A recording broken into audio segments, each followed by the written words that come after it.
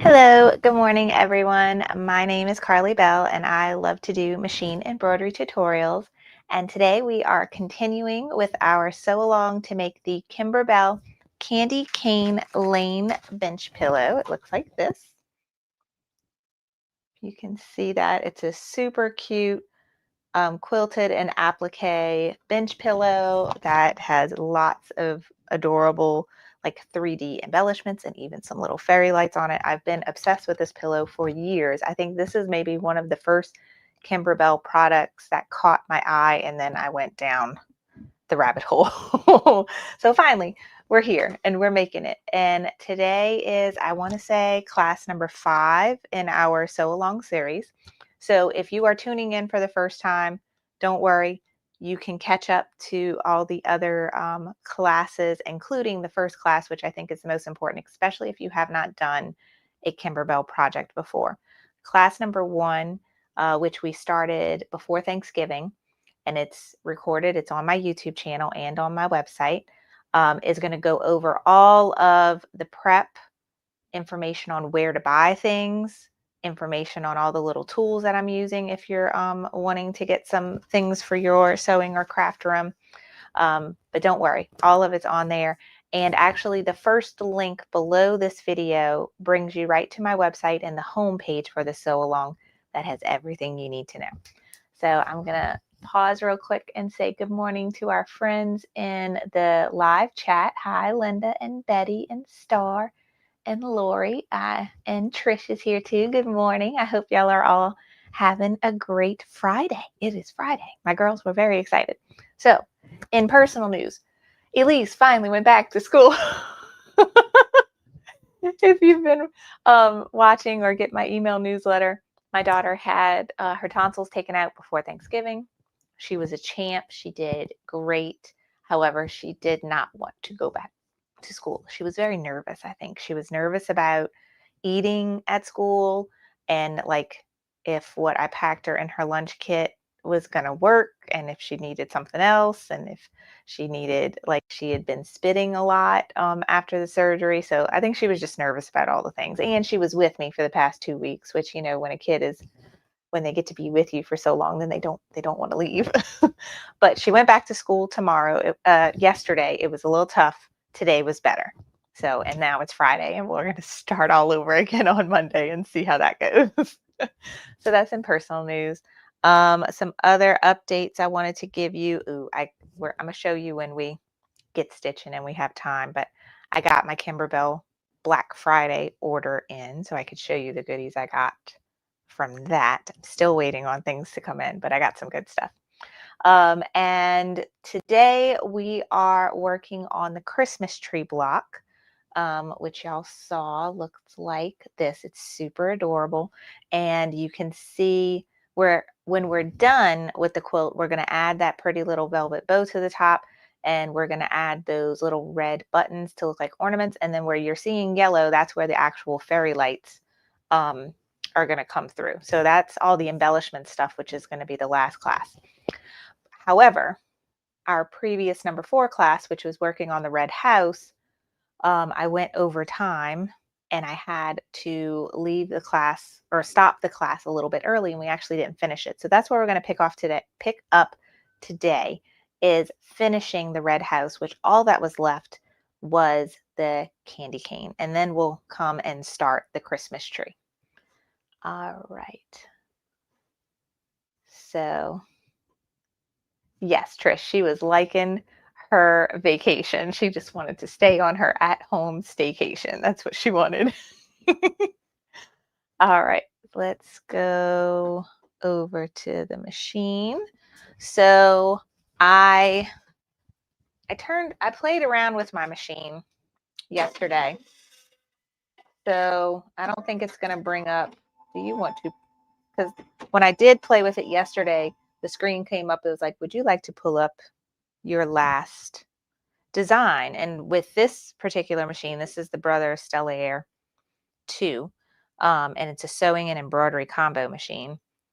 But if I wouldn't have messed with my machine yesterday and I would have clicked that, it literally would have went to the next step. I wouldn't have had to do anything. which is beautiful, but I messed with my machine. So that is no longer relevant. So now we have to go find the design and we're going to navigate through. And for our friends that are not so familiar with navigating on their, this is going to look the same as whether you have a brother or a baby lock. Now I got a giant screen, you might have a little screen, but the main buttons look the same. So I'm going to go to embroidery and I'm going to go to my files where my stuff is. Oh, it's not in that one, it's in this one. I'm like, I do have my USB plugged in. Don't tell me I don't. All right, I made a folder for Candy Cane Lane. Love that I could do that. On my first machine, the PE770, I could not have a folder on my USB stick. It was very unhappy with that. It would not open it.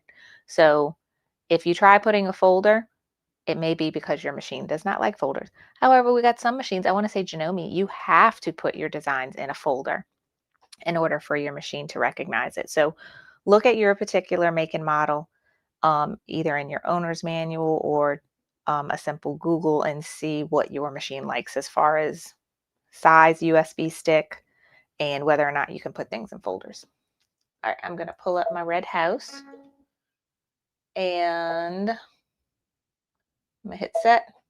I did not move this design at all, so this makes it super easy to where I can just pull it up and skip to the step where I left off. And I can hit embroidery.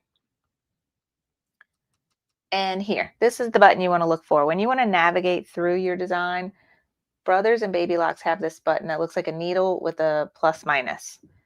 Now, once you press this, it might look different on your machine. On my old machine, all I had was a spool with the plus and a spool with the minus, and a needle with the plus and a needle with the minus.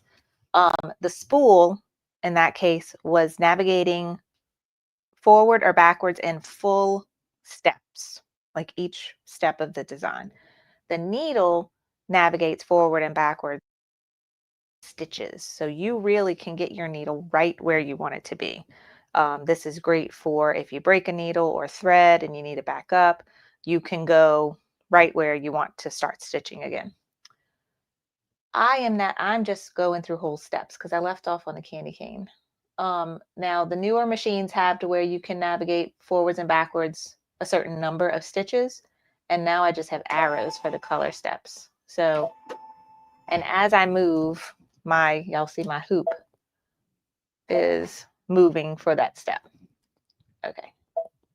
So this was all the house applique. That was the door frame. That was the door. We were almost to the end. I probably could have started from the last step and went forward. I would have got there faster. That was the windows. That was the windows. The roof. The door. Door. More door.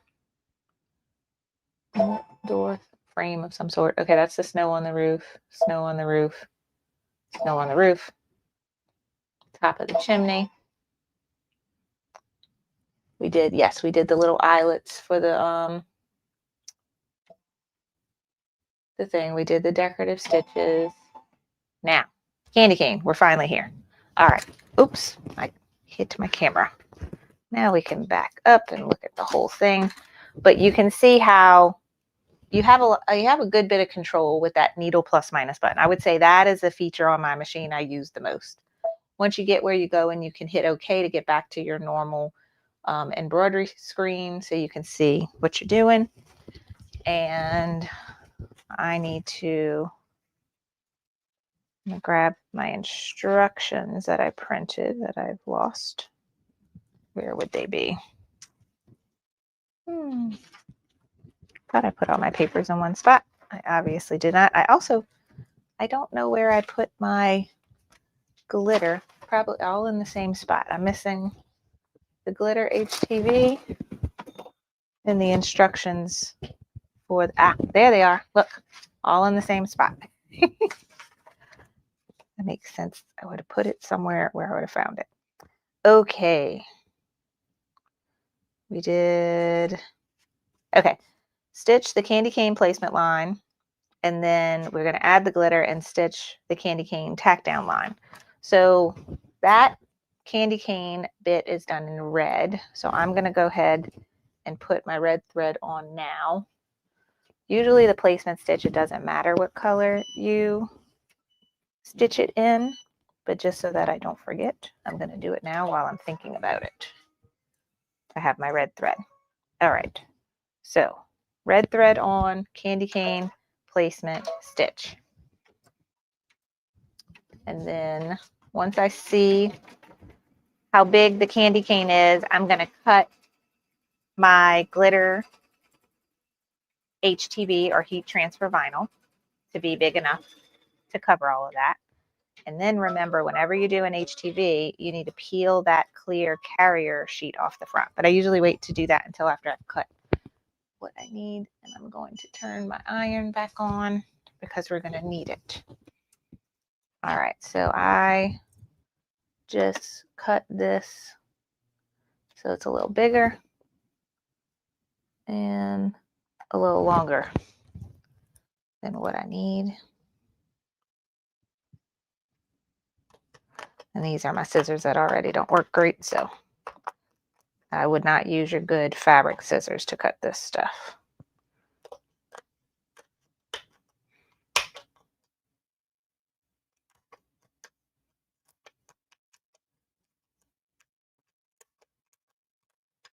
Okay, so now that I got this bigger than my candy cane, okay, cut this a little bit off. I'm going to peel that clear carrier sheet.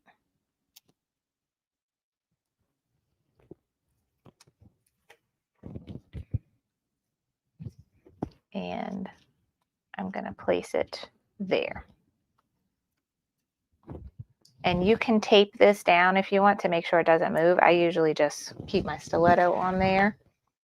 But we're now on stitch step 29, which is stitch the candy cane, tack down.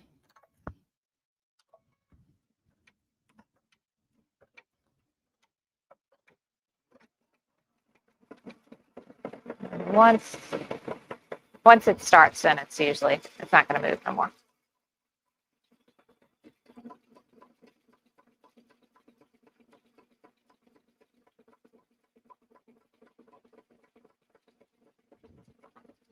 All right, then we're going to trim it and press it.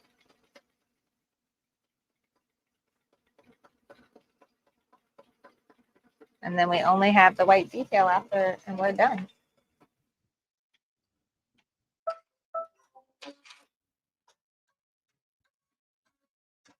And for those of y'all that didn't watch the last class, which we went over how to do the red house, you'll notice I'm in my 5x7 hoop. We did this whole block using the 5x7 hoop.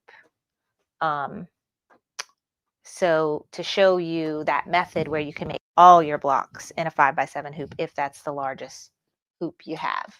I ended up doing 3 hoopings total. So I did 1 hooping for background quilting, another hooping for background quilting, and then all of this was 1 hooping. We didn't have to split this design, which was nice.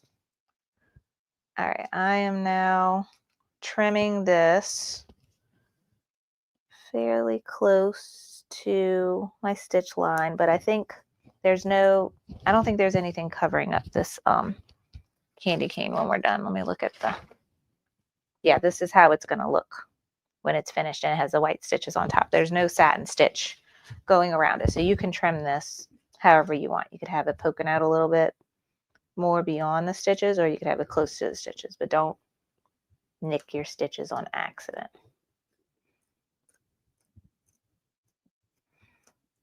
And then sometimes, depending on how good this is stitched, you can just tear away the glitter, but I usually have bad luck with that, so I always end up trimming it.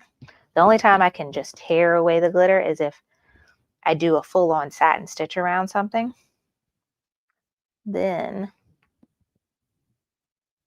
I can just rip the glitter away like topper or tear away stabilizer.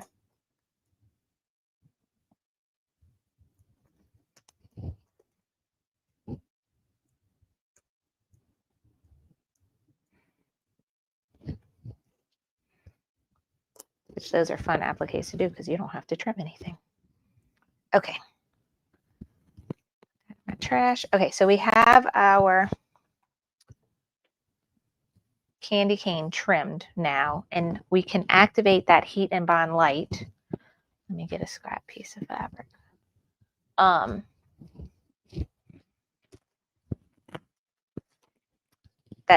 Not the heat and bond light, the adhesive that's on the back of this glitter HTV, you can activate that now. And you can press it in the hoop with your little mini iron.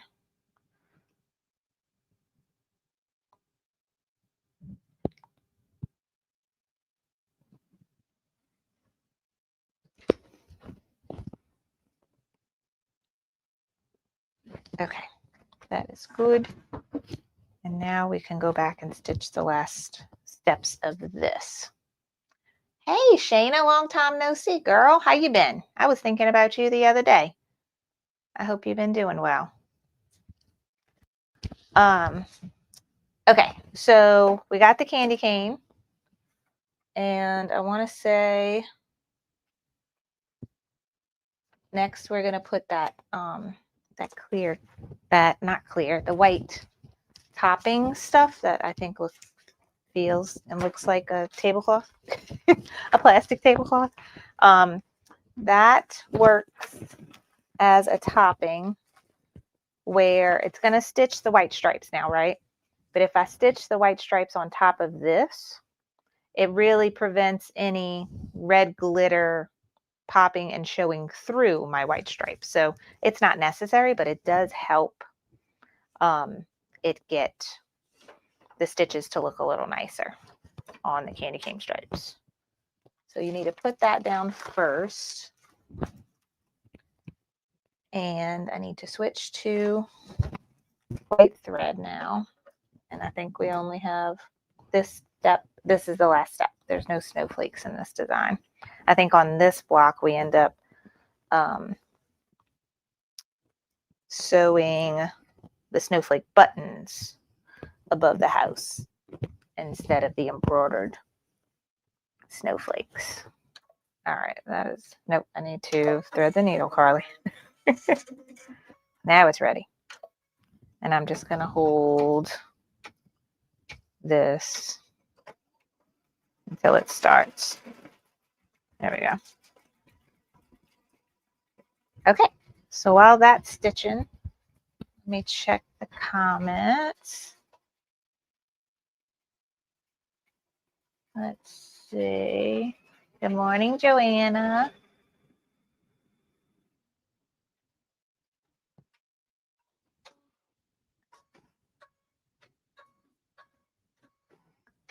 Let's see.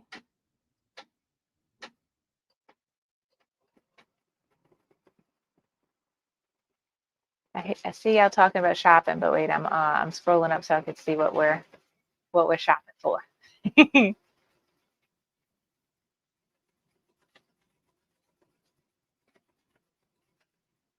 Oh, is the sound okay?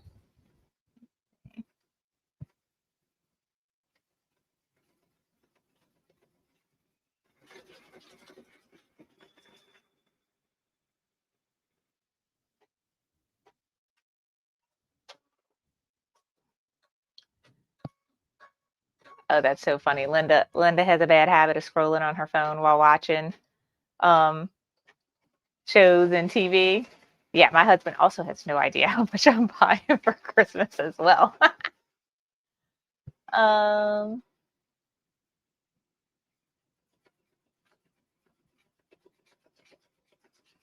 Ooh, 23 in Indiana right now. No, thank you.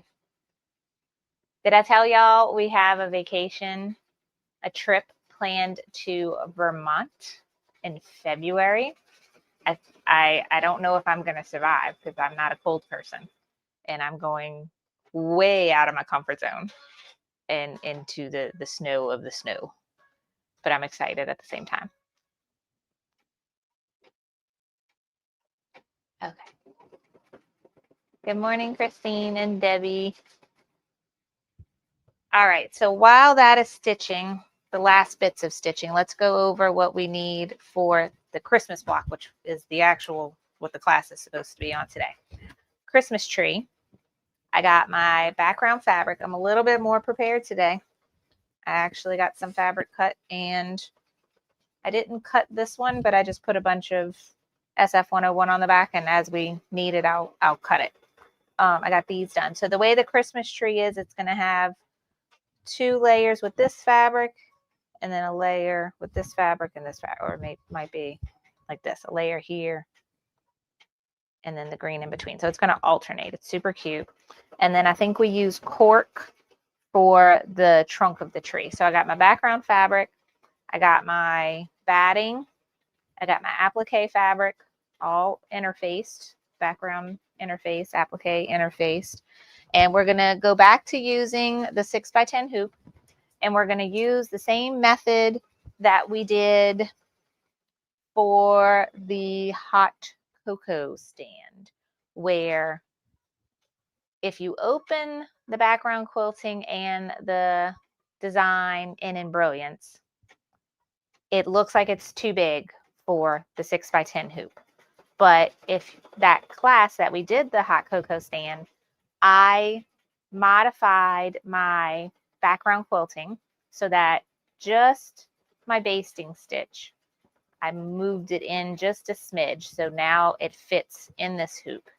It did not change the size or distort anything with the quilting or the actual applique of the design. The only thing that changed is that basting stitch, so we can make everything fit in a 6x10 hoop. So I'm using that same exact method for today's class. And I am realizing I need to go find more of the muslin that I am using as stabilizer. I think I had a whole new little mini bolt somewhere. So I will be right back, and I need to look for that. It's in my pile. So I told y'all a while back I bought this folding craft table for right outside my craft room is my girls. Like, it's a big bonus room, and we've always used it as a playroom. And I'm slowly taking it over from Elise. She's getting mad at me about it. But I'm slowly taking over. And one of the things I thought would be nice to have out here is a big table when I need to spread out more, because I always seem to have way too much stuff on the table you're looking at right now. So I got this super like compactable folding craft table. Like each side comes up, so I can just lift up one side if I need a little bit of space, or I could lift up both.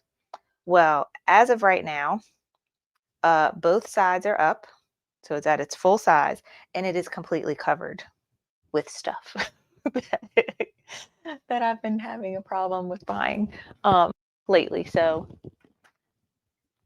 that's where I'm looking for my muslin. It's not there. I might have to do what we call Frankenstein some of my strips so that I have a big enough piece, or I'll just break down and use poly mesh for this.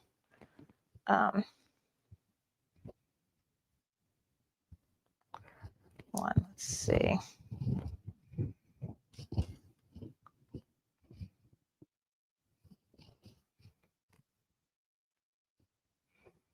Thought I was good and prepared today. I am not.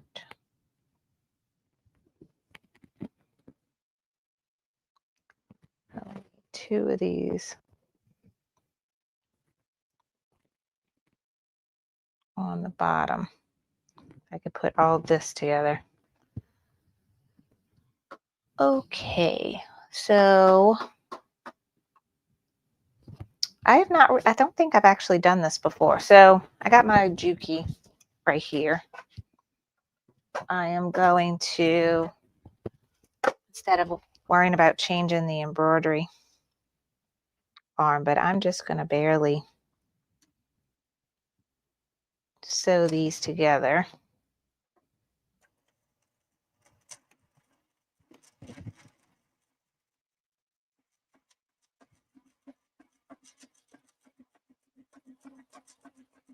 Like I said, this is actually, I've had intentions of doing this, and I saved all my scraps from, what was it? Oh So Delightful. Every time I used my muslin and I had leftover strips, I saved it, and I was like, I can just sew these together and make myself another, strip of stabilizer. And I know people that do this with their cutaway and poly mesh as well. Just like we save all our scraps of fabric. Same principle.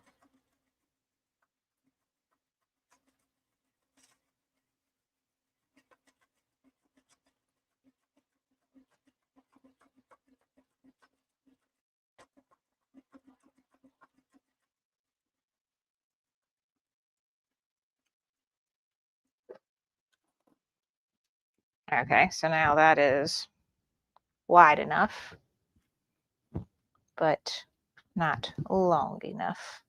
Actually, these don't look. I have this bigger piece. Let me do this. So then I just got one more sew to do.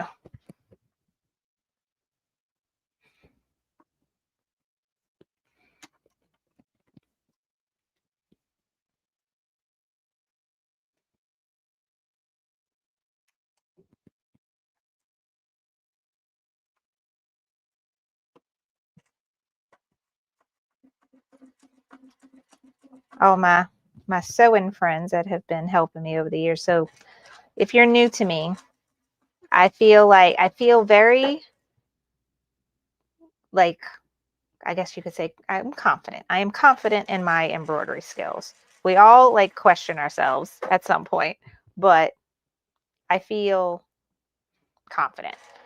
I am gaining confidence currently with my sewing, and hopefully I will be gaining confidence soon with quilting. But I was proud of myself last night because my neighbor called me, and she came to me asking about embroidery a couple years ago, and she got a 6 needle and started a home business. So this is my very weird looking stabilizer now.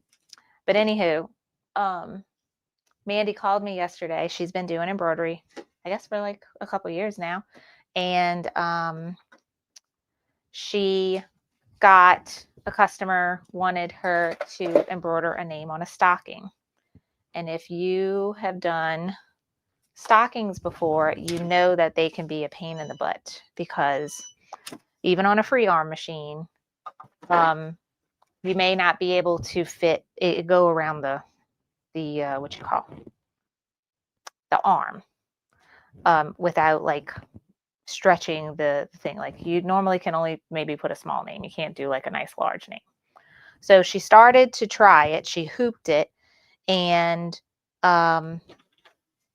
she went to trace the name, and it looked like the lining on the inside was starting to rip. So she got nervous and she stopped, and she called me. And she does not have a sewing machine, and doesn't know how to sew, doesn't have a sewing machine. She just has embroidery. So I said, come bring it over. So last night she brought it, and I picked the whole top of the stocking off, and I picked the line, the lining and everything. Like, so I got the whole cuff off of it, and then we just went ahead and embroidered it here, and then we sewed it all back together, and you can't even tell I took it apart. So it took a minute though, because I kept like questioning myself. I'm like, okay, if I sew it this way, when I roll the cuff down, is the name going to be in the right spot? And after playing with it and clipping it to double check myself, I got it. So I was very happy, and I was proud. Okay, what do we have now? We are done with the red house, and Now all we do is we pull this white topping and just pull it off, just like if you're familiar with water soluble topping, it's just like that, except this one's not going to dissolve with water. But look at that. Now because we got that solid white behind these white threaded stripes, it's nice and solid. There's no red glitter kind of peeking through these threads, which could happen. So it just gives it a nice, more polished look. But we are officially done with the red house. So I'm going to unhoop that and trim it later. All right, so now let's actually work on the Christmas tree, which is today's class. I'm hooping my cotton muslin fabric that I stitched together. And it's the first time I'm doing this, so we're going to see how it goes. I think it'll be fine. And we are going to do the same method that we did in class number 3, which was doing the background quilting and the design. The final stitch size is 6x8, and it's all getting done in a 6x10 hoop. But that's only because I modified the background quilting. If you have a machine that has a larger than 6x10 hoop, you don't have to modify anything. Just open your background quilting, open your Christmas tree. We're going to move the Christmas tree down so it's sitting at the bottom of the block, and stitch it out. So let's go Elsa. So there were no snowflakes in the house design. What's going to happen is we're going to end up putting snowflake buttons on this one. But yes, the other blocks had embroidered snowflakes up here. Okay, where do we want to go now? We want to go to Embrilliance. So let me move this over here. And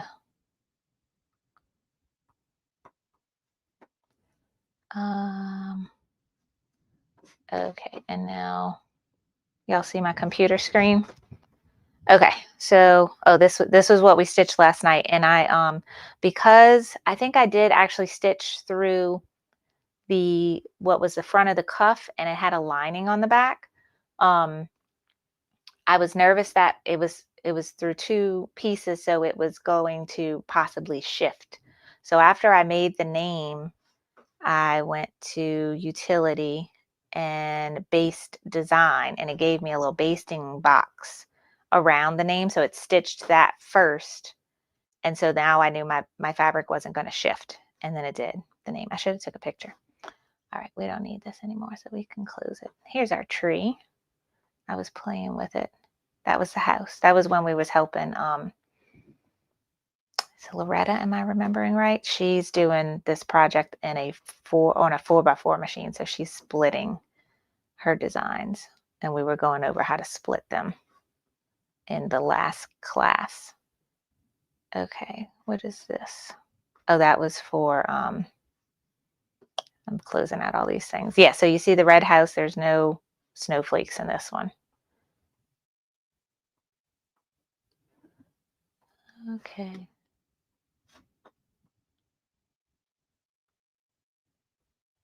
That was a snake. Okay, so what I need to do is go to my Kimberbell folder, go to my Candy Cane Lane folder.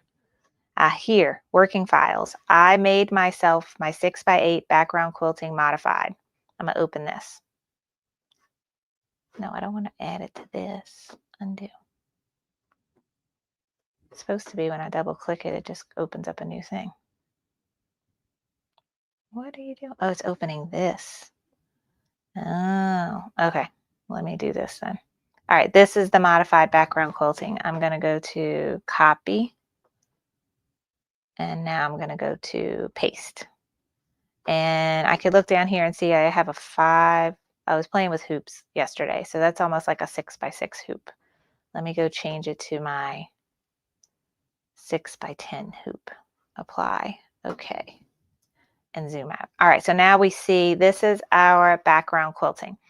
If you missed the third class where we did the hot cocoa stand, go back and watch that. That's going to show you how I made this orange box fit right inside the hoop without messing the size or distorting anything else in the background quilting. And I also, if you've watched a couple lessons with me by now, y'all know I skip some steps because I don't feel like they're too necessary. So, but it's a personal preference. So if you like to do those steps, by all means do them. But I only do a placement for the batting, then I put my batting down, and then I put my background fabric on top of my batting, and then I stitch the basting stitch, and then we go to the background quilting. All right, so that is all there. Now all I need to do is add my Christmas tree. And here it is, and I'm just going to drag and drop it. Okay, but notice the Christmas tree is kind of floating here in the middle of your background quilting, and for all of these blocks we are moving the applique design down so that it looks like it's sitting on the floor of the pillow, the bottom of the pillow. So all I'm going to do is zoom in, and I want, ultimately what I want is this, either this blue line or this orangey line here to be right on top of this blue line. So I'll just select the whole design, and I'm just using the arrow buttons on my keyboard and know where I wanted it here on this blue line. So something like that. That's close. Let's do one more notch. Okay, so now it's right where I want it to be. So we could zoom out again. So the tree is going to look like it's sitting at the bottom of the block once it's all sewn together. And we went over how to do everything in a 5x7 hoop in the last class. So y'all know these two first designs of the Christmas tree are placement and basting. We don't need those if we're doing it in a bigger hoop. So I'm just clicking delete on my keyboard. So now the first step is the actual applique of the Christmas tree. Ooh, and I forgot something else that's fun about this Christmas tree is this applique design is we're going to use foam to make it a little puffy, the tree itself be a little puffy. So that is all done and ready. So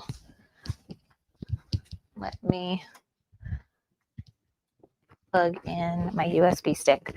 That was one of the things I did yesterday. I really sat down and tried to troubleshoot why I can't get my Stellaire to get designs wirelessly.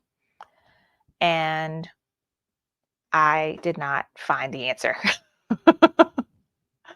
I really took my time, tried to play with everything, and did not have luck. Where's my candy cane lane?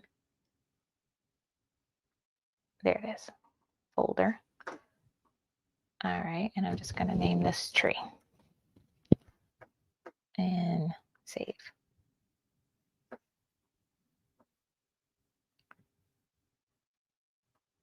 And eject. Okay, so let me go check the comments now and see what I missed.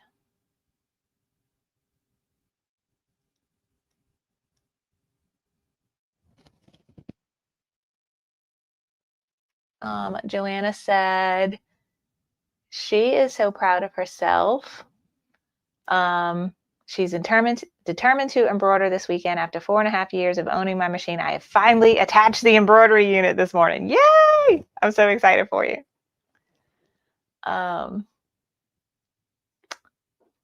see.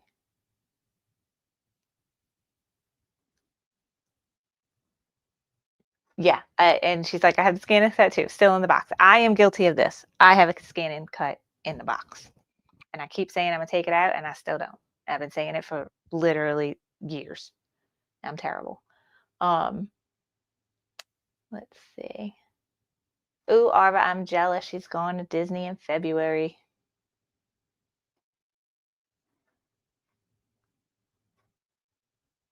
Let's see.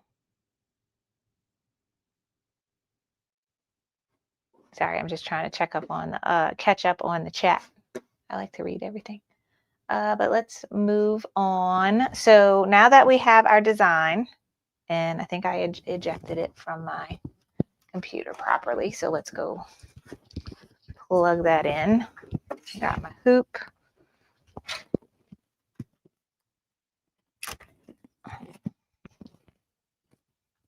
Okay. Home.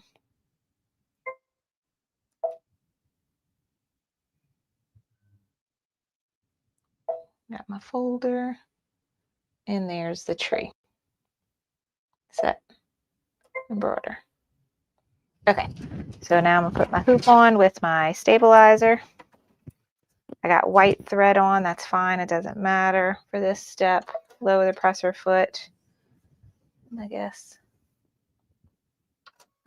Shouldn't have no trouble with. So because I stitch these pieces of fabric together to make my stabilizer, there is probably a chance that these little spots can get under the foot, but I don't think it's too bad. Okay, that's going to show me right where to put my batting.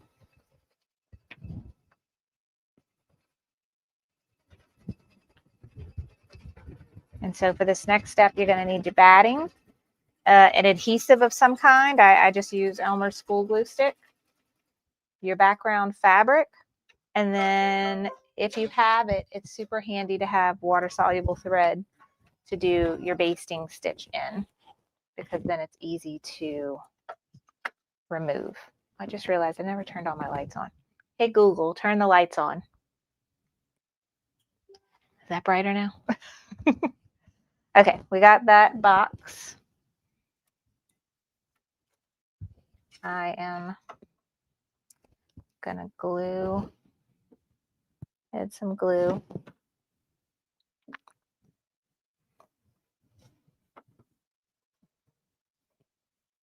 Make sure I'm doing it on a nice flat hard surface. You see I'm moving my hoop, so I'm not putting a bunch of pressure, so that's good. And here's my batting. I got pre-cut to size. And I will just lay that right in my box and press. And then once that's done, I take my background fabric and I just lay that right on top of my batting. That's all. So that's why I skip 2 of those stitch steps, because I don't need to tack down my batting and I don't need a placement for my background fabric. Okay, flower scissors, where would I be? There. And now, like I said, if you have it, it's super helpful to have stitch this step with the water soluble thread.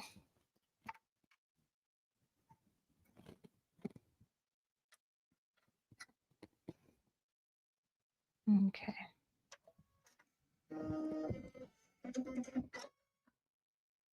That is done. Okay, so now we'll do the basting stitch. Remember, this is the one stitch that I modified in Embrilliance in class number 3, the Cocoa stand. And all I did was bring in those 2 side stitches so now they wouldn't be outside of my embroidery field. Because the overall width of the background quilting with this box, because of this one box, is 6.5 inches. And my embroidery field is like 6 1/8 inches, something like that. So I just needed to bring it in a smidge. And this stitch is, you can even skip this stitch altogether instead of modifying it, because you don't necessarily, I mean, it's not, I think you could get away with skipping it personally. Okay, we're done with that. Now we're going to go back to white thread, and this is the background quilting, and then I can go back and read things I missed.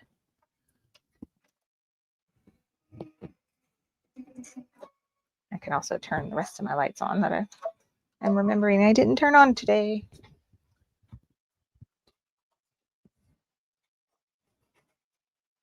There we go. Okay, let's catch up.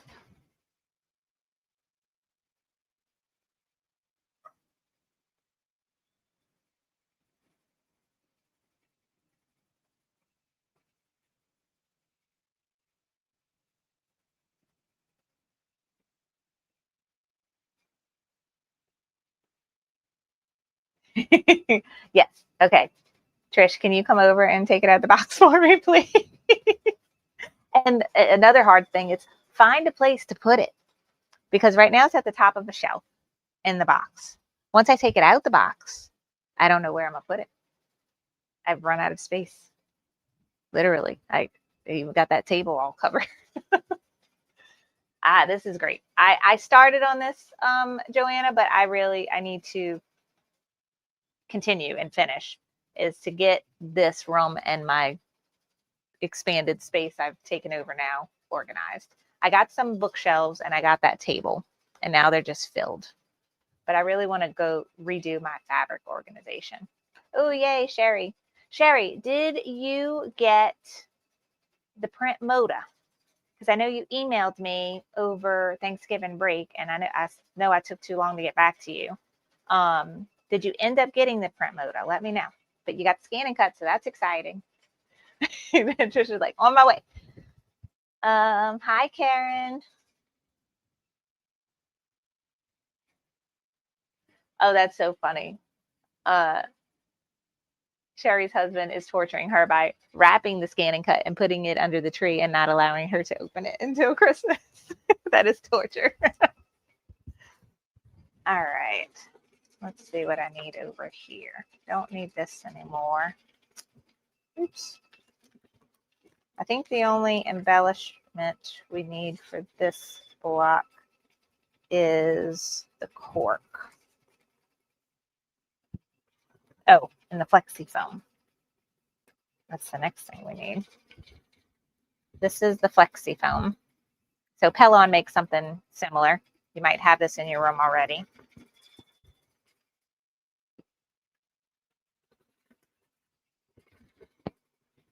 There's the cork. And I'll also need the cork. I'll put that there. I don't think I need any glitter. I'll pick that up. Okay.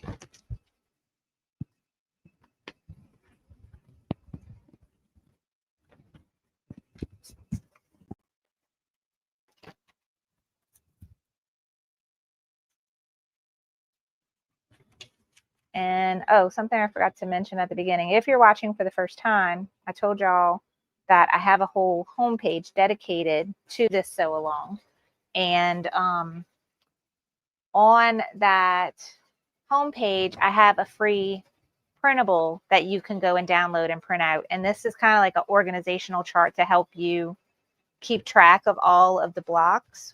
If you're following and doing the same as the example Kimberbell gave you, this is the background quilting. This is what page. You can find the instructions for that block. I cut, this is like the batting size or the final size. This is the cut size when you're done stitching. The background fabric, what embellishments you need, and what quilting thread color. So you see for the Christmas tree, I need the foam, the cork, and then when we're done, we'll do the ribbons and the buttons. So you can go download that and print it out for free.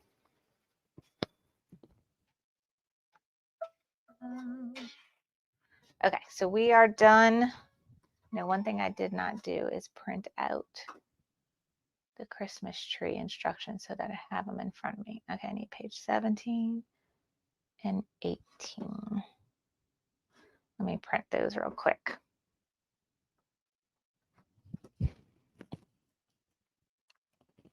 And like I told Sherry, because I am also terrible with this, I have the Brother Print Moda, which is a fabric printer. And I have intentions to use it, but then I never actually get around to using it. So I use it as office printer the most. Like I am printing instructions on it right now. But I need to do a project and print my fabric and then make something with it. All right, so I got the printed now instructions for the tree in front of me so I don't mess anything up. And really the first step is where to put the flexi foam. And this can be done in any color.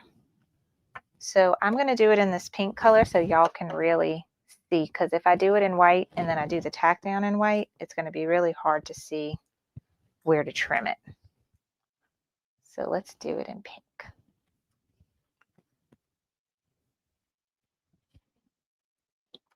I probably also could have just done it in green because that's probably the first real stitch color that we're going to see, or maybe even brown because of the trunk.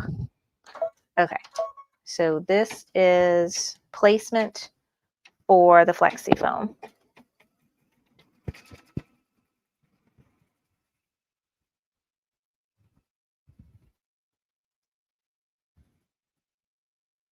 Ah, I love Linda's idea. Yep, and the scan and cut is so quiet he won't even hear it.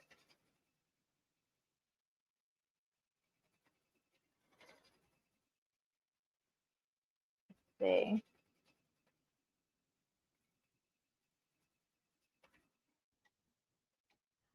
Annette, I have the same exact problem, girl. I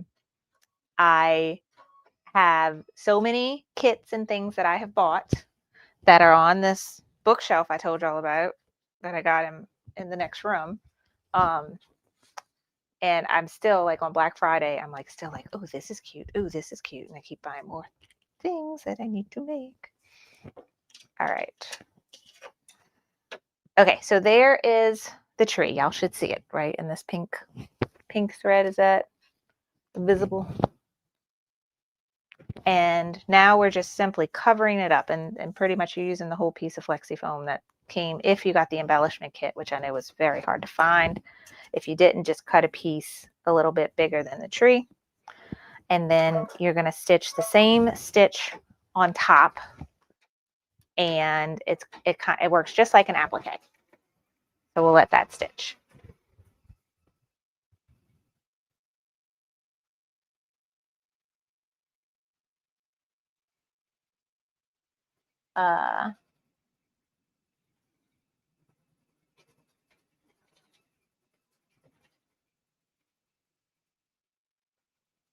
Let's see, and Sherry's talking about her husband, Wes. Yes, he's definitely a keeper, and he's so funny because he knows if she's like, well, if I know Sherry has told me this before. That Wes said, well, if Carly said you need it, then you should get it. All right, let's see.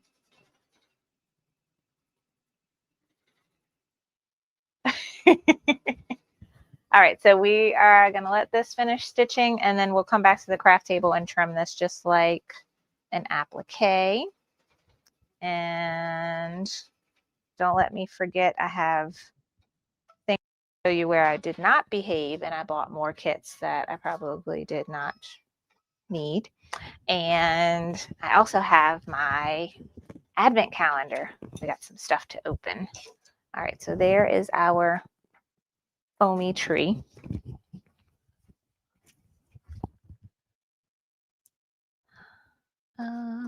Craft table, there we go. All right, so there's my foamy tree, and you are going to trim this just like the applique.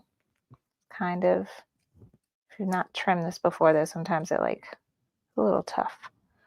And you do want to get close to your stitch line.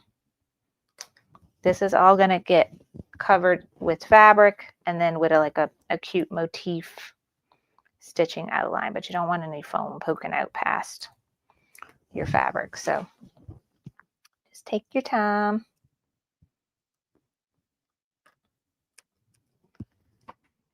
And get this trimmed.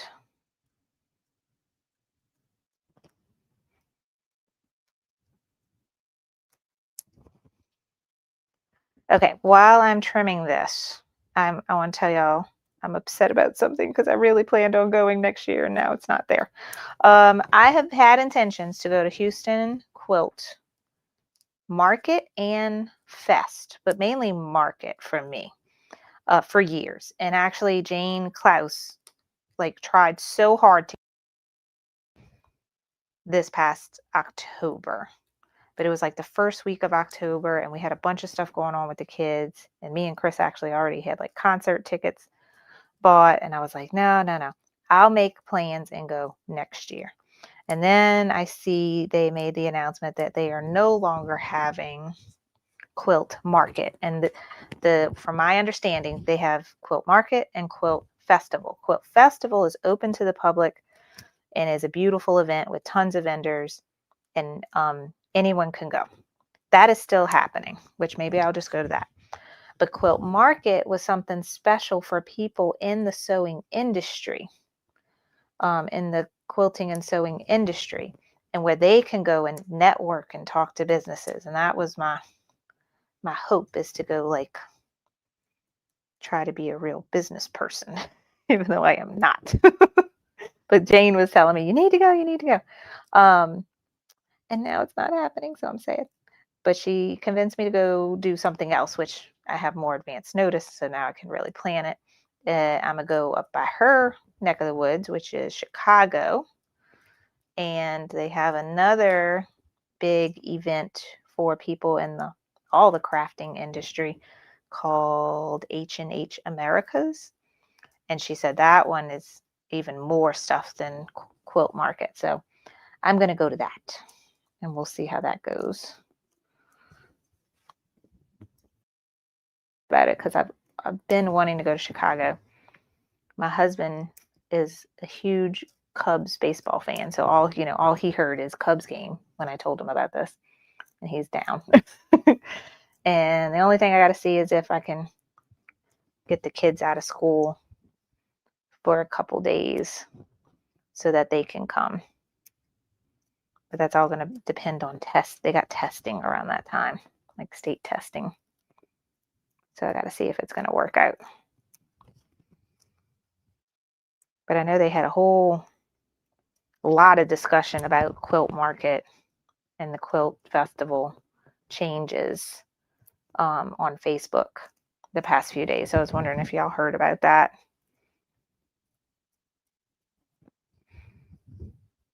Okay, I am done trimming.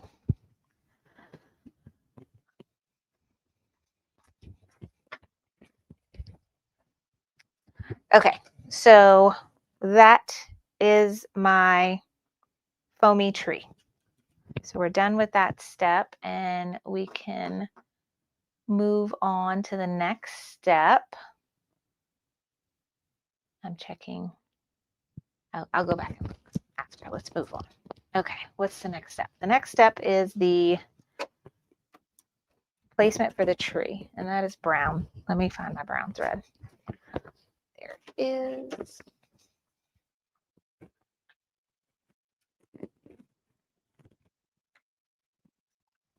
All right, the placement stitch doesn't matter what color you do it in, but I'm terrible at remembering things when I'm stitching, so I'm thinking about it now. I'm going to change it now. Like, yeah, I'm super proud of myself that I have been remembering every time we do the basting stitch to put the water soluble thread on. That's a big deal for me. All right, placement stitch for the trunk, and we're going to do the cork.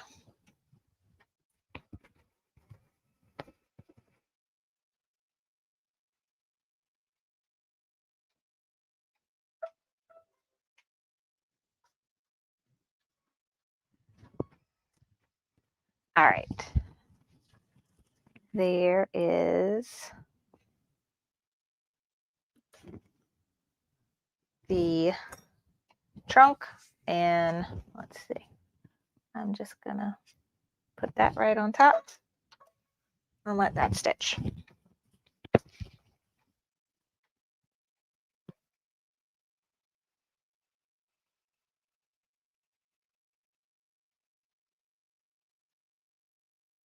Joanna asked if I found my good snips. Did the girls take them? I found my tweezers in Abigail's vanity, and I'm like, these are not eyebrow tweezers. These are my sewing tweezers. I need you to not touch them. And I still have not found my Kimberbell snips. I found my Havel's one, but my Kimberbell ones are still missing. So I gotta go and interrogate them. Where it is. Okay, let's see. Here we go. Okay, Arva asks, what is this month's sip and stitch? So I think I sent out an email this morning. So if you are on my email newsletter list, you should got an email. If you're not on it, I'm pretty sure I got a link somewhere below this video that where you can sign up for it. But I only send an email maybe once a week and just give you updates of like what's going on as far as classes and videos and all that stuff. So this month's Sip and Stitch is going to be a very simple project, and it's going to be great for last minute Christmas presents. And we're just going to simply go over how to monogram a kitchen or dish towel. And over Black Friday, there's one designer that has the most gorgeous embroidery fonts and monograms. It's called Schuler Studio. I mean, gorgeous stuff. And because it is so gorgeous, she charges a very good price for her work. I am happy she knows her worth because it is expensive. But she put them 50% off on Black Friday. So I bought a few and I figured that would be pretty. I could make some monogram towels for family for Christmas and show y'all how to do that. And then someone emailed me this morning about asking for a future class if I would go over how to add a knockdown stitch for towels. So I might go over that during the Sip and Stitch too. All right, so I trimmed my trunk and there is actually a satin outline for this one. So this is not raw edge.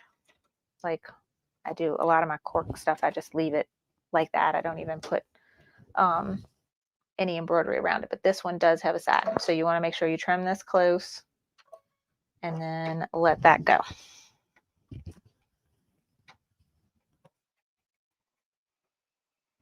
Yay, Joanna, I won't be too far away from you, huh?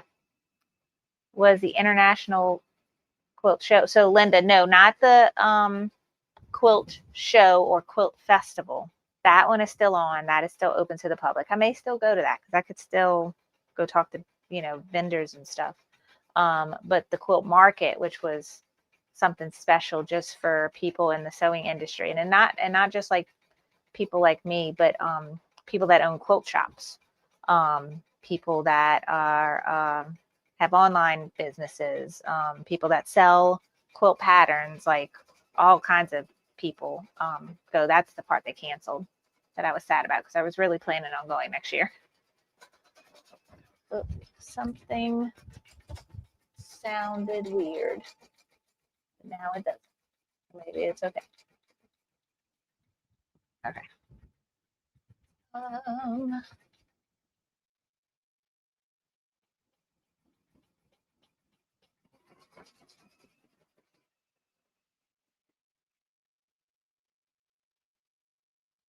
Yes. Trish said H&H is the hot spot now. Yeah. So I already got plans. Chris already took off of work.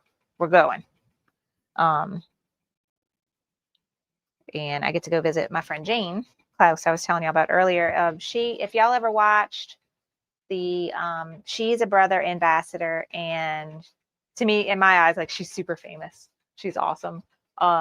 She does radio shows, she does TV shows, and she was always a host on Sewing Machines Plus's virtual events when they had like Hoop Fest and Quilt Fest and all that stuff. So that's Jane. She lives in Chicago, so I'll get to go hang out with her, which I'm excited about.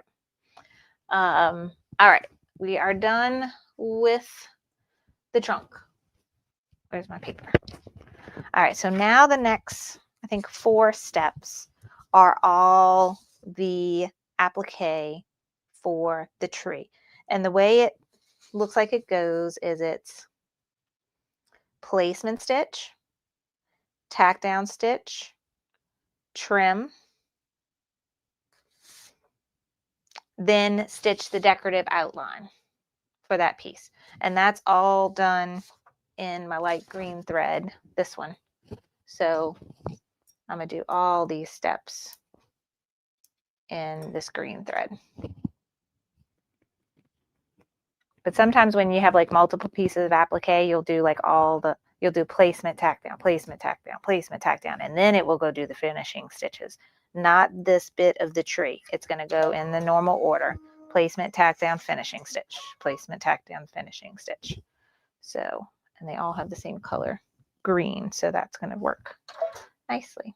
All right, so this is a placement stitch, and it looks like the solid green is the bottom. Oh, and it's cool. It goes right around the foam. So then you won't have to worry about trimming your fabric and the foam getting caught up in the scissors. I like that. And it's well thought out.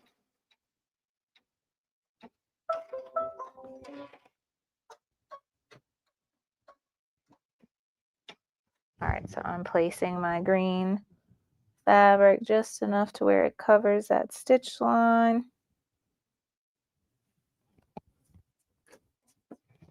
And now the tack down.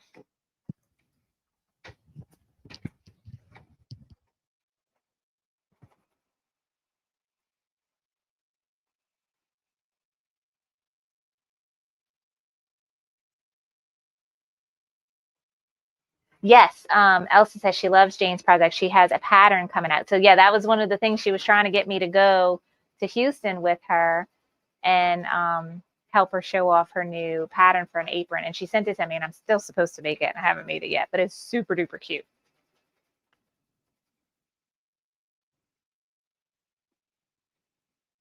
Hey Brenda, no worries. My stabilizer, so for Kimberbell, they recommend a poly mesh no-show cutaway as a stabilizer for most of all of their quilting projects. I got a tip from someone a while back where we could use lightweight cotton muslin as stabilizer instead of poly mesh, and it's very cost effective. Saves a lot of money on stabilizer. So that's what you're seeing here and why it doesn't look like normal stabilizer. But there's our first tree. Isn't that cute? Now we trim. Oh, Joanne, you are so true in this. Jane has the energy of an Energizer bunny. If you've ever seen Jane on TV or met her in person, she is so, just energetic and fun, and it's just like a joy to be around her. I love her. Okay, so we are trimming the bottom applique of the tree. And it is going to go do like a motif stitch. It did a bean stitch here, so this is like a much thicker tack down stitch, I would say, than normally. So this stitch is going to be visible, so make sure you stitch it in the color thread of your choice. And then the motif bit is going to go on top of this. So I'm trying to get my fabric trimmed fairly close, like I would for satin stitching. One thing with this fabric though, the applique fabric, when I add the Pellon SF101, I find it really does help the applique look nice, but it's harder to trim, especially in these tight points.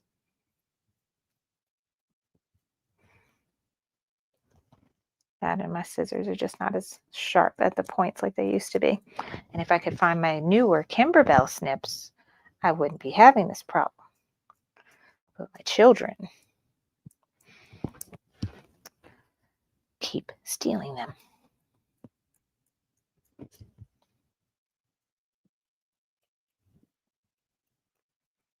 Okay.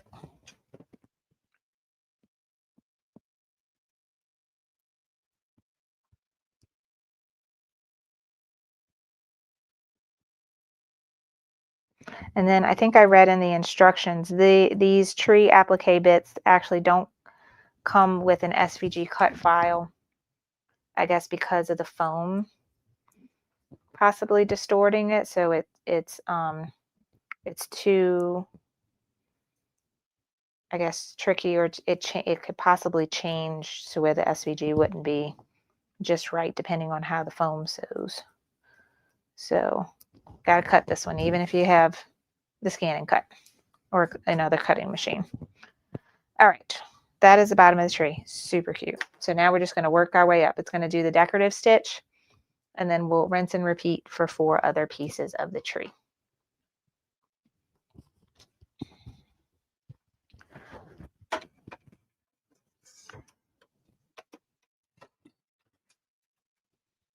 All right, decorative stitch, and then we'll move on. And yeah.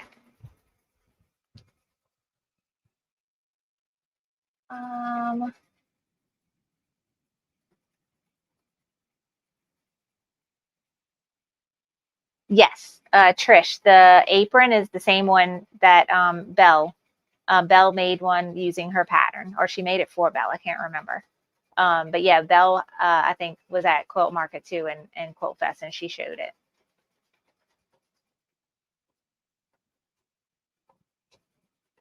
Yeah, Joanna, the most likely place in my room is it falls on the floor and goes under what is like my little island craft table, but it's not under there.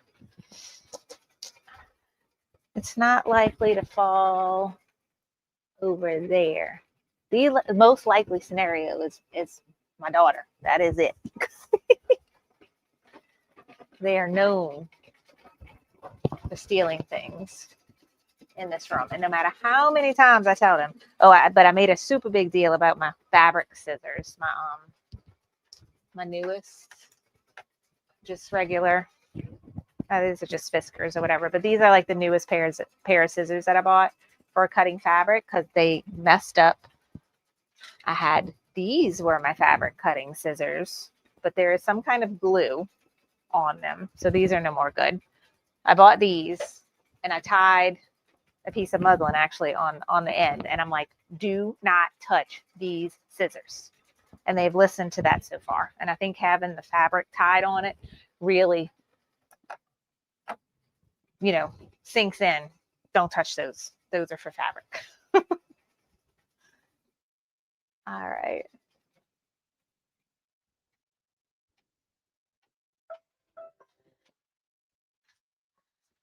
Okay, so we're done with the pretty. Oh, that's super cute. I love the motif stitching. Love it. All right, now we do placement for the next. And we do this fabric. So just alternating greens. And these are actually Kimberbell fabrics that I had left over from, I think, Oh So Delightful. Yeah, this was one of the scissors blocks. So this was the same fabric that was included in the fabric kit for this pillow, but I didn't buy the fabric kit this time. But I was able to still use some of the fabric that they show in the example because I had it left over. All right, so that is the next one. Tack it down.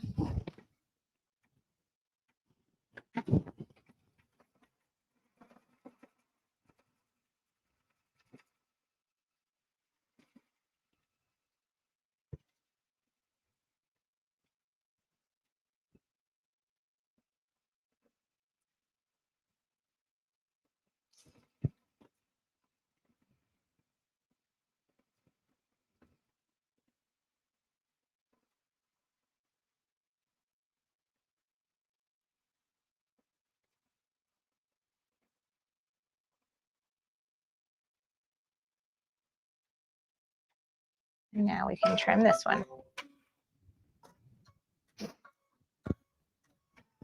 And I told you guys on Wednesday, but in case you didn't watch Wednesday's show, Kimberbell's deal of the week is all of their clear blue tiles and orange pop rulers and scissors. So I might break down and buy another Kimberbell snips, actually, now that I'm thinking about it. That's what's on their deal of the week, which is great. And those are super nice tools to have, especially if you are enjoying doing these kinds of Kimberbell projects. They come in very handy. And I have a referral link to Kimberbell, and you can find it on either in my email newsletter or the homepage for this sew along. I have Kimberbell. I have a link directly to the deal of the week page.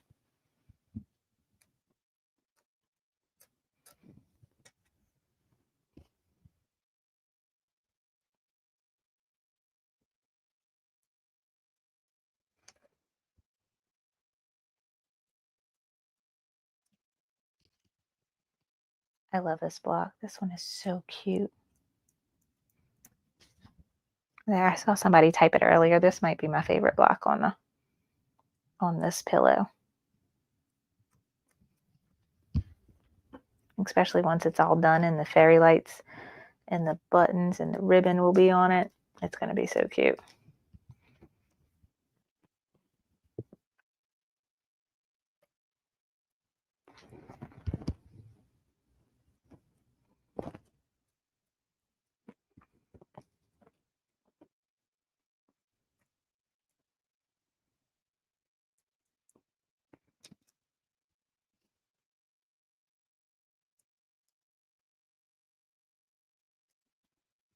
Okay, so that is done, and now it will go do the decorative stitching. And maybe while that's stitching, we'll open some print. I'll show you some of my Black Friday stuff I got.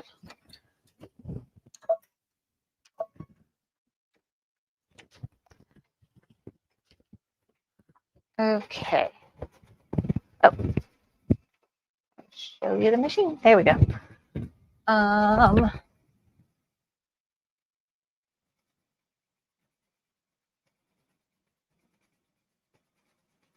Betty had a good suggestion. Did I put? Oh, Betty.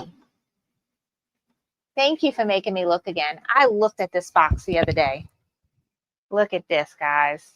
See, I'm blaming my kids. I'm a bad mom. I looked at this box the other day, and it's sitting on my table over there, and I saw the foamy outline of where the scissors are supposed to go, and something I think was on top of it right here. And so I couldn't see right here, and I just saw the foamy outline of where the scissors were supposed to be. And I'm like, oh, nope, they're not in the box. But because Betty just posted, did you look in your box? There they are. There are my Kimberbell snips. I'm terrible. Thank you for making me look again. Now I don't need to go buy more scissors on Kimberbell's website, but I might do it anyway. All right, these are a little newer, a little sharper. We'll try these for the next one. Okay, so let's open presents. I'm excited to open these things. All right, if you are not familiar, Missouri Star, sorry, it's blurry. Focus. Missouri Star Quilt Company makes a kind of advent calendar. There we go. That is for sewing and quilting fanatics, and it's a big old box, and every day they have 25 packages in it, and with stickers with numbers, and every day you can open a new package, and it's like my kids have little toy advent calendars. Mama has sewing advent calendar, and so I've been opening them during our lives for Candy Cane Lane, and this is actually yesterday's package, and then this is day 5, today's December 5th, today's package. So we'll open those up, but let me keep sewing while I'm doing that. Okay, next is placement for the next stitch, and then let's open day 4. It's called Jenny's Countdown to Christmas. I got it last year and I loved it. Warning though, if you've never looked at these kind of sewing boxes before, they're very expensive. The first time I looked at them, I was like, oh no, I'm not spending that much money. And look at me now. I very much adjusted to sticker shock when it comes to a all the embroidery and sewing things that I want. Oh my goodness. This is so cute. Look at this. Oh my goodness. This is precious. I can make this. I could definitely make this. That is so cute. This package. I am so excited. Oh, so I just take a bunch of little 2x2s, make a patchwork, make it a bigger than the, what do you call these? Oh, my brain is not working. Template. It's a template. And put it on top the template, and then I can cut my fabric so that it's in the shape. That is so stinking cute. Oh, and look, it's done with the, we got this already. Let me get my basket. I made myself a basket for all the presents that go in this basket after I open them. But look, this was, I think, day 3's present where we got a charm pack. So I can use this fabric to make these mug rugs. I'm so excited about that. That is absolutely adorable. Okay. That was day 4's. I did the placement stitch. Now I need to put my fabric. This was that piece I just interfaced a long strip. I didn't cut it in individual blocks. So now I'm just putting that there. Okay, now we can tack that down. I'm so excited about this. This is so cute. And I could do this. And I feel like we could also use these to cut fabric and even applique this on a shirt. It's so cute. I guess what we do, we peel this off. This is something I want. You see these templates, they're made out of acrylic, and they're like engraved, and all of this is done with a laser cutting machine. And that's what I always tell my husband I want for Christmas. I want a laser cutting machine so I could do stuff like this. Oh, I love it. Okay, let's get our,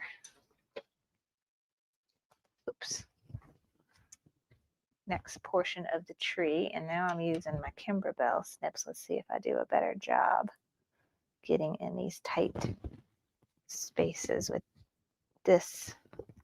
these scissors. Oh yeah. Much better.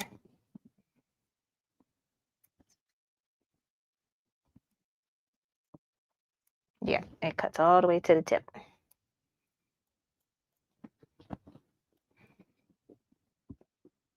Thank you, Betty. You made me look in that box again.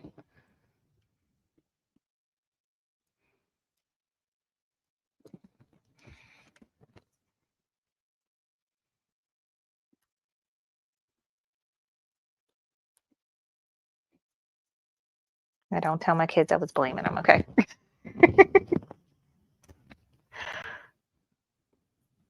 Because they will definitely hold that against me.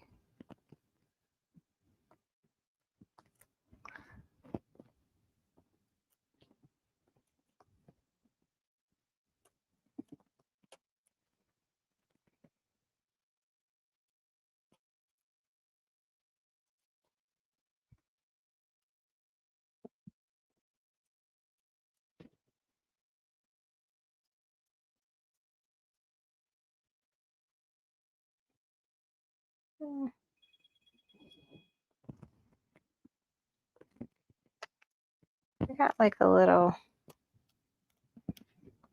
this is going to get covered with the motif stitch anyway. Okay, they got like a little looping happening on top of this stitch right here.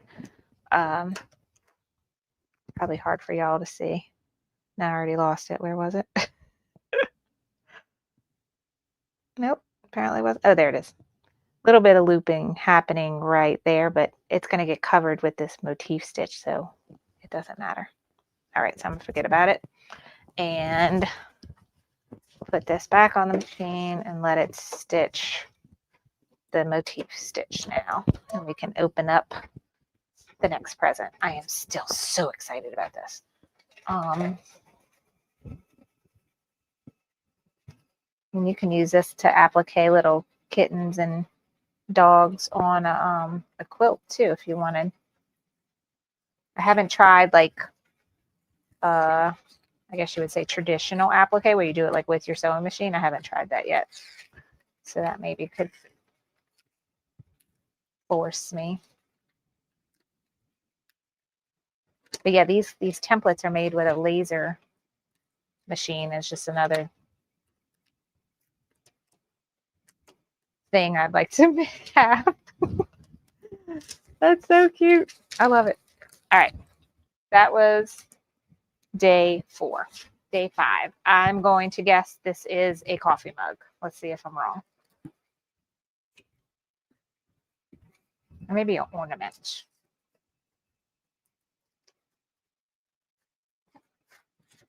Haha, I'm right. Coffee mug. Sewing mends the soul. Very cute. And then it has the Missouri Star logo. Microwave and dishwasher safe. That's what I'm talking about. I don't want to hand wash nothing. So very cute. I think it came with the mug last year, but I can't remember what it said. It had a different saying and it was a different color, but very cute. All right. So I'm just going to take that out of there.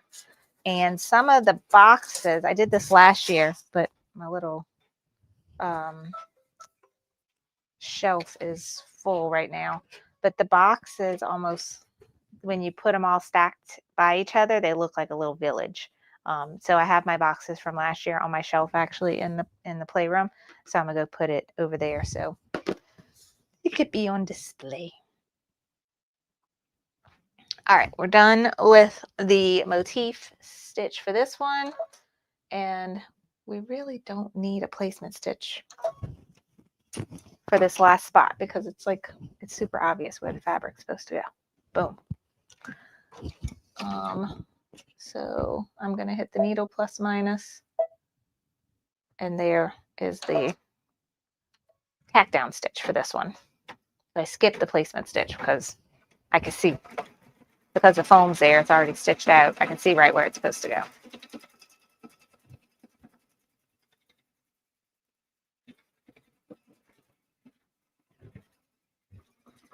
Got styrofoam from the box.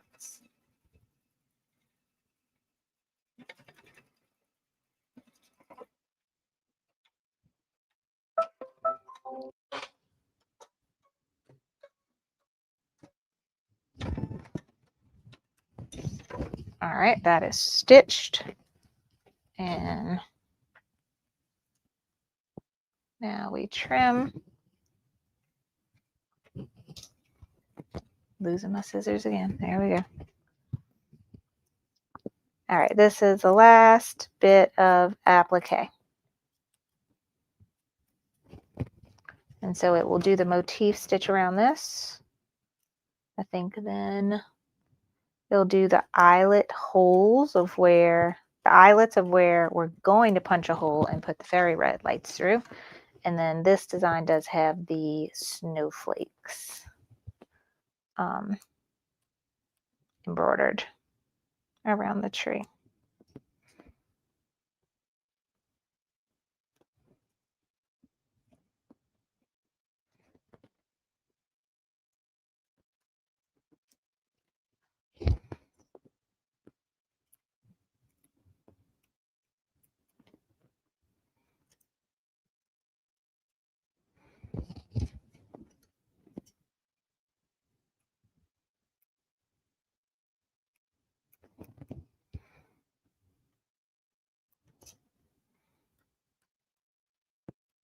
Okay, there is our adorable applique tree with the foamy background, making it poof out.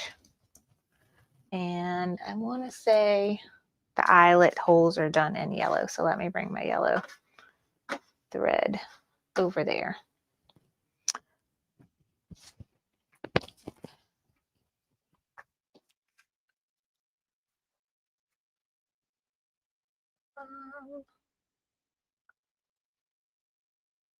Let's see. Actually, it does the, oh no, it does the eyelets in green. So they're not, it blends in with the tree. Okay, so I got green thread on. Oh wait, we still got to do the motif. We'll do the motif for the top of the tree. Then we'll do the fairy lights in green. And then the last two steps are in white. They have like white little balls on the tree, and then the white snowflakes. So those are all going to take a little bit to stitch. And I could show y'all some of my Black Friday stuff.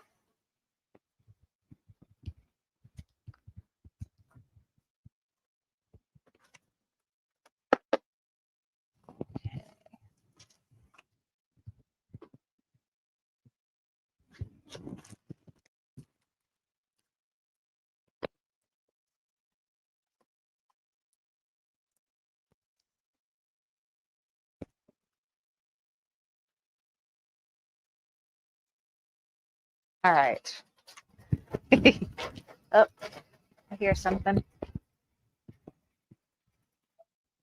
No, I got a bunch of, see, as soon as I get distracted, I got something happening here with threads. Let's do needle up. Yeah, it's like shredded.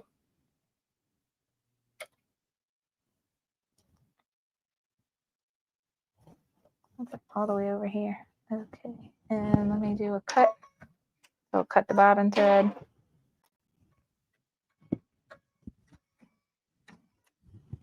And it might be hard for y'all to see, but something happened here where it got caught over here.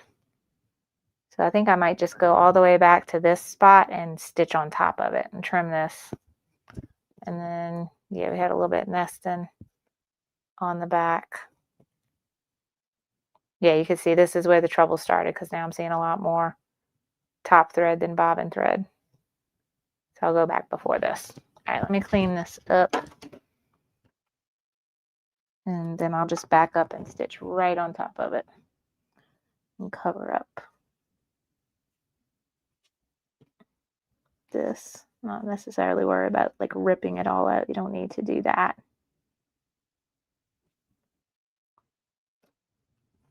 Normally if like I see something and the stitches mess up bad, or like there's loop or just something doesn't look right, 9 out of 10 times you could just back up your stitching and stitch right on top of it and it'll come out pretty. And it'll, you know, your stitches will be left in. Nothing's going to come undone because you've gone over it.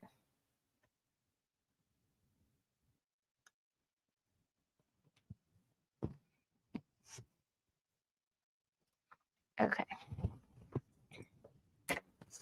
So this is now what I'm going to use the needle button and go back a certain number of stitches. So let me zoom out so you can see it's going to move, and I'm just going to wait for my needle to get all the way over here, and I'll do minus 100. There we go. Maybe a little bit more.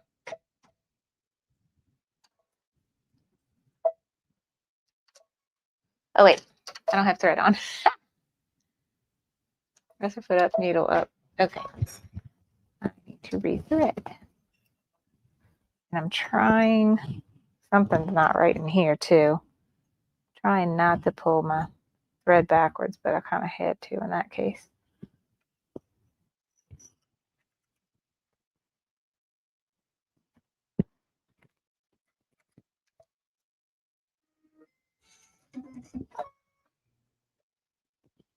All right, now we'll start over and just let it stitch right on top.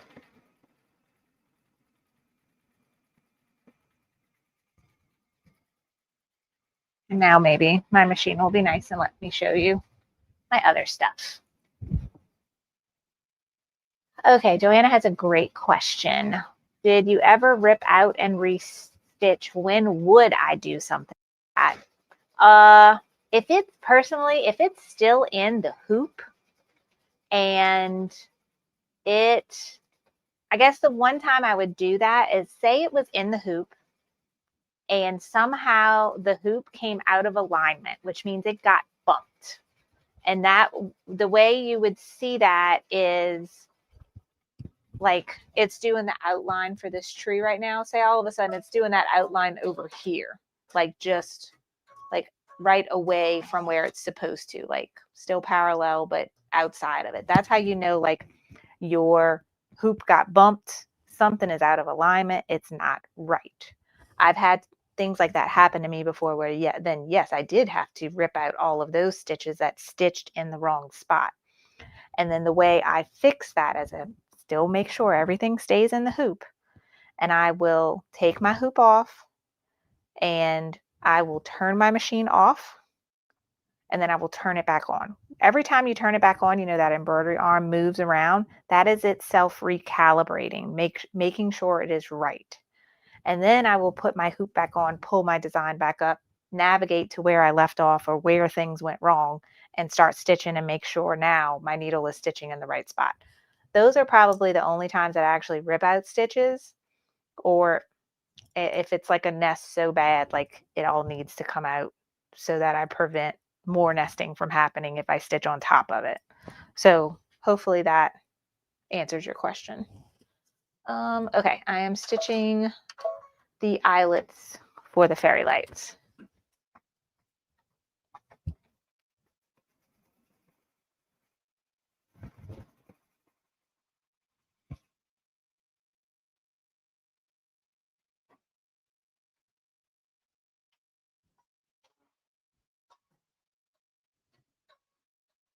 Let's see. Vicky X, she said, I joined late. Will I be able to re-watch this? I can't speak right now. Yes, all of these sew along tutorials are recorded and available. The replays are available to watch anytime on my YouTube channel. And if you go to my website, carlybell.com, let me make this big, and then my website is carlybell.com. This is what it looks like when you go to it. Wait, let me take this out the way. And because we are in the time where we are sewing this, when you scroll a ways down on my screen, it'll show you like my latest posts. And you see Candy Cane Lane is here because this is the time where we're doing it. But say you look for this next year, it's not going to be at the top anymore. You could also go to blog, embroidery, sew alongs. All of my sew along pages are here. These are all the things we've done. And so you click on this and it's going to give you all the info for this project. If you're watching live, this is the video schedule for the lives. But if you want to watch the replays, all the replays are on here for you. And like after I'm done, the replay for today's class will pop up right here. And then when we're all done with the pillow, this is like your one-stop shop to find everything for this sew along. So yeah, just go to carlybell.com, and then I have supplies, and where it is at the bottom is a free organizational chart that you can download to help you know all the each block, like what to do for each block. I kind of made a one look sheet where you can download and print that out for free.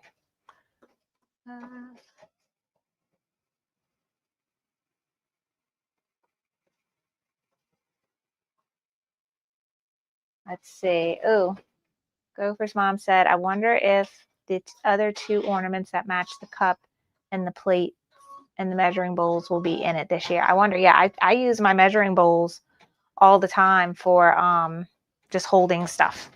Like these are the little measuring bowls that came last year. They have the symbol on them. Like this is a quarter cup. they just hold things, you know. But this is the one I'll go grab, and I'll fill up with water when I'm doing projects where I need to dissolve like stabilizers or thread or something like that. I fill those up with water. So yeah, I wonder if that's going to be in there.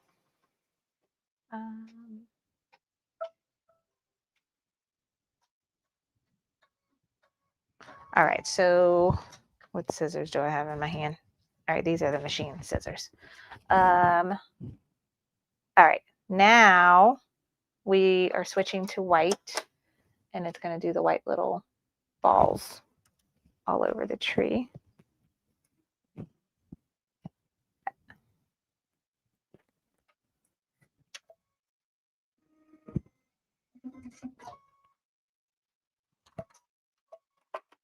Okay. Pull in. Yeah. All right, now let me show you some things I got.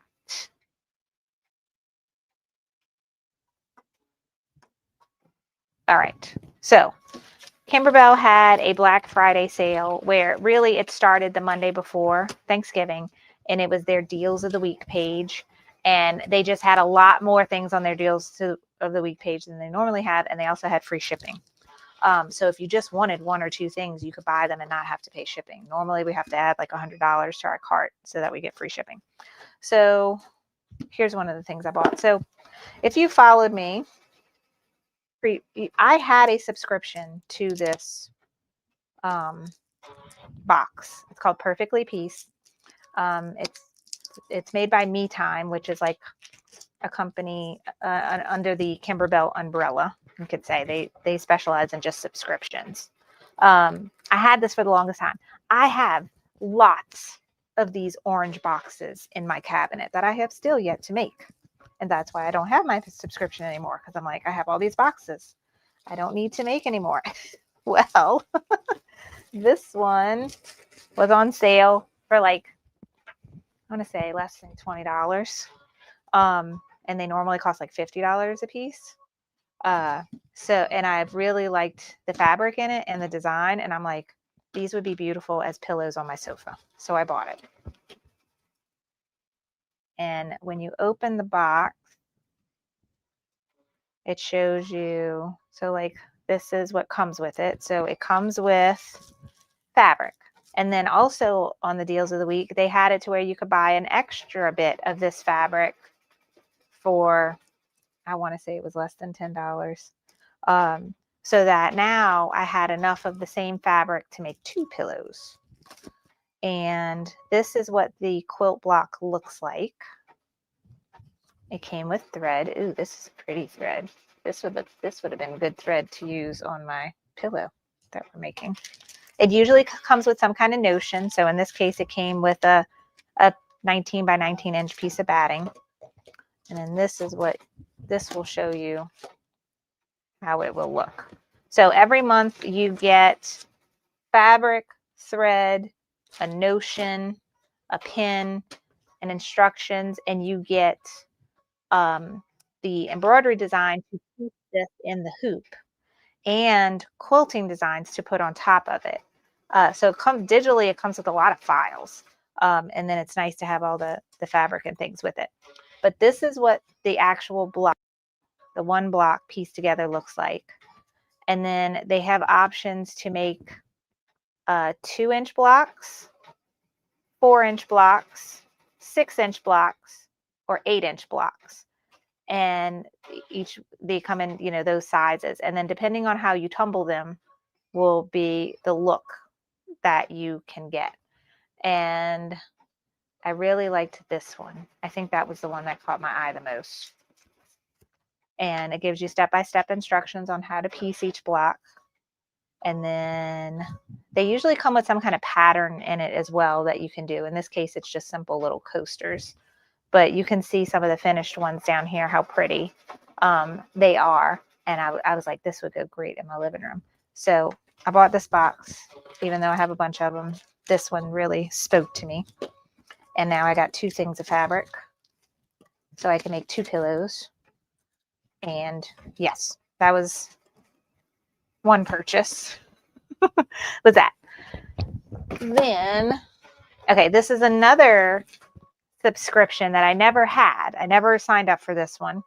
It's again through Kimberbell's Me Time, and it's called Hoop Studio. And every month they send you a package with everything you need and the designs to make an in the hoop project. And so I got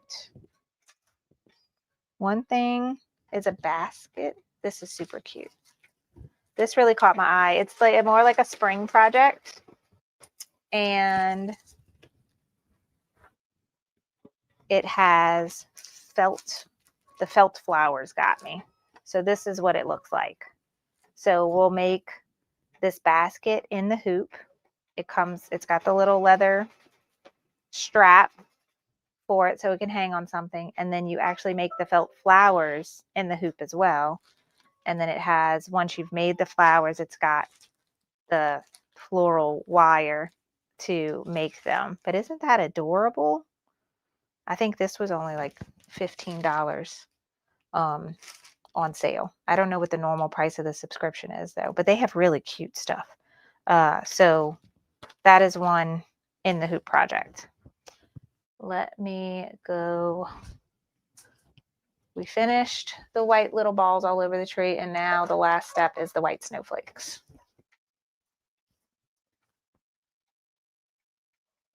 All right, so that was one hoop studio project, and it comes with everything you need except thread and stabilizer. But it's got all the felt, all the fabric, got the pieces for the flower, everything. So that's super nice. And then this one's very cute. This was, I guess you wouldn't classify this as maybe an in the hoop project, but it comes with the blank.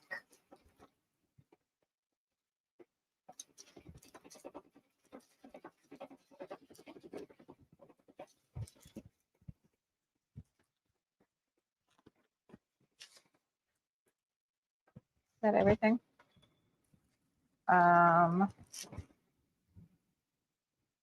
It is I thought it came with the blank. Yeah, I guess that's it. It's an Easter table runner. Oh, this part is in the hoop. It's got little napkin holders that look like bunny ears. Isn't that cute? So that's in the hoop. But this is just embellishing. And I was expecting a big table runner. Let's see how big this is. If this is not as big as I would like it to be, I have another table runner. I might put this design on instead, but I love the color of this one.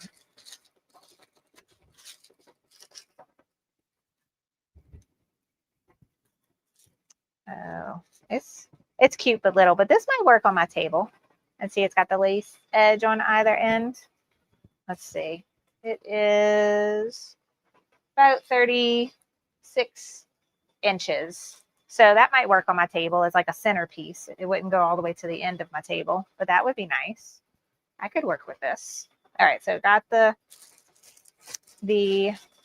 what do you call table runner, and then it has the felt and fabric to applique, and then it has these really stiff pieces of felt, like super stiff, and this is probably what you can make for napkin holders with these. And this is normal felt to fill in the applique with. So you got 3 rolls of felt, the table runner, fabric, the heavy duty felt to make this project. And I love this floral fabric. I have to find more of this. If this is a Kimberbell fabric, I love it. Isn't that pretty? Let's see. It even comes with this feels like water soluble topper. All right, so that was the hoop studio kits I bought, and you can still buy these. They're on sale, I think almost all the time in the Me Time store. So instead of going to kimberbell.com, you go to Me Time Delivered. And I think I have a referral link to that too. I'll try to remember to go put it in the comments after, or yeah, in the comments or in the description after. But I think what I'm gonna do is I'm gonna film making these things, but I'm not gonna probably do live tutorials. I'm just gonna make them when I have free time, but I'll film so y'all can see how it's done. All right, some other knickknack things I got were these zipper charms, and you can hook these onto a bag or a zipper pull. And this one's my favorite. I love the hoop. That one's super cute. The scissors are also super cute, but they just clasp right on. They just have a lobster clasp, so you could put them on anything. And then I love this. This is a needle minder, which is now, I just bought a needle minder, but this is a much smaller one. And it says Embroidery Wizard. I love it. Let's see if I can make it focus. Isn't that cute? It's so cute. And this has just got the double magnet. And so I could put this on my shirt to grab things, on my sleeve or on my shirt, or I've learned my machines don't like them. But I'll find other things to put them on, but I just needed it because it said Embroidery Wizard. All right. I'm sorry. I've not been looking at the chat. Let me look at that. Oh, thank you, Joanna. She's mailing me some rulers I'm really excited about trying. Oh, Gopher's mom just got a subscription to Hoop Studio. It looks super cute. They have some really nice stuff. And the cool thing about all of the Me Time subscriptions is that they'll show you a preview of the next month. And if it's like, not something you're, totally love, you can skip that month. So then you won't be charged for it, but you still have, and then wait for the following month to see if you like what they have. Let's see.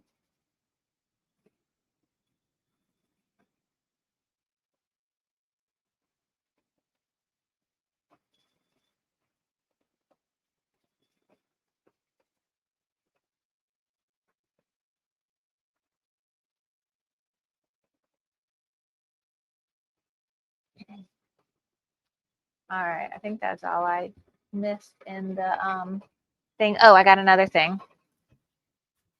I just got to find a spot. I want it on my table, my thing behind me, but I got the 3-tiered wooden tray set. So let me do this camera so you can see. So this, isn't that cute? I'm gonna put it here, but I got too much stuff, Christmas stuff happening right now. But I thought this was super cute, and I've been having this in my cart when they have sales, and they're like, I don't need it. I keep taking it out, and then this is what happens. I think this was everything I got. Pretty sure.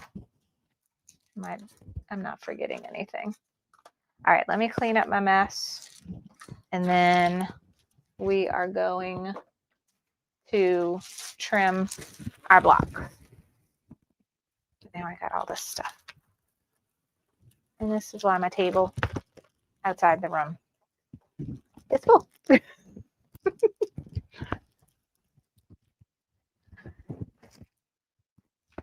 Oh no, I got something else. More stuff to show y'all. I got another thing from Kimberbell. This is a belt bag, or like almost like a fanny pack. I like the crossbody way, but it comes with everything you need to make that in the hoop. So that was something. That was also from Kimberbell. And then my friend Angela Jasmina, she's a great embroidery YouTuber. She does like a lot of business stuff. If you're interested in opening an Etsy shop and running an embroidery business, she has great advice. She sells embroidery blanks. That's where I get a lot of my kids' clothes. And she started selling these a while back, and I've been meaning to buy some. And she had a sale for Black Friday, so I bought a bunch. But they are big old iron-on patches for shirts. square. And they're chenille and sequin. So like these are things my machine cannot do. So they are, I think, stitched on a chenille machine on top of a glitter. Not glitter HTV, but like a thicker glitter. And then the adhesive is put on the back so that I can heat press this onto a shirt. So I got one St. Patrick's Day one. I got a couple of Mardi Gras ones. So like these, isn't that pretty? These I'm gonna tell you about in a second. Oh, one of Abigail's little friends is a cheerleader, and she, I showed this to her mom, and she asked me to order for her, so I got a cheer chenille.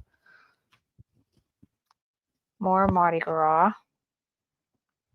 And then I absolutely love nutcrackers, and these are 3 of them. So they have like a combination of chenille and normal satin and filled embroidery stitches. So like the face is done in normal embroidery, but the fill on some of it is the chenille.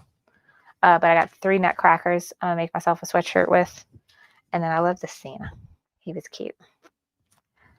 And she has some other kind of fancy machine called a spangle machine, and it prints, or I should probably say it cuts, glitter sequin pieces that look like rhinestones, but they're actually like very flat. They're not rhinestones. So they give the rhinestone look, but are very flat. And I got a Saints. She had this on her website, like ready to order without custom ordering. So I got that to make myself a shirt. So I wanted to show y'all. Oh, and these. So remember how last year we did the side split applique on like the sides of the shirts, and we could put the little bows or whatever design there. These are like ready to go. So you could literally iron these on and then trim your shirt so that they look like they cover the edge. So I got these too. So just to play with, I might do something with that. Okay, we are done with our tree. Let me get all of this stuff out the way again.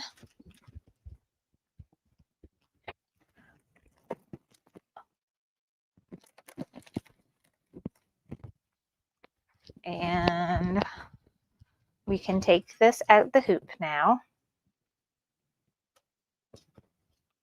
Oh, Joanna, yeah, the nutcrackers would make a cute pillow too if you made like a pillow cover with it. I love that idea. All right, and I'll just trim away this extra stabilizer. So my mix match Frankenstein stabilizer worked.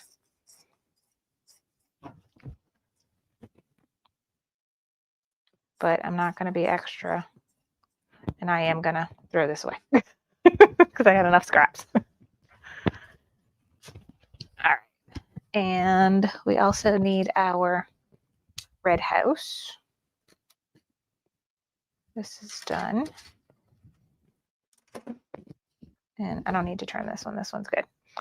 And I am going to lay these out and spray right where that water soluble basting stitch is so that I can dissolve it. So normally when I'm done with stitching something, step 1 is wet and get the basting stitch out. Then I press. Then I trim. And then you have to be careful when you're pressing that you are watching out for these specialty things. So like this one has cork and this one has clear vinyl on the windows. So you just want to be mindful of those areas when you're pressing. And it'd be helpful if my iron was turned on. That up. And once you have the top thread dissolved, you can just take the bobbin thread and it pulls right out. It got stitching on it right there, so it's stuck.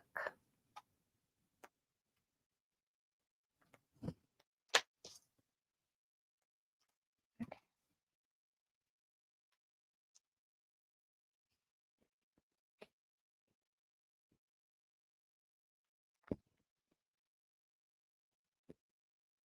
All right. This one's a little different because they had things got stitched on top of it, but this one, nothing got stitched on top of it, so it'll go all the way around. Super easy.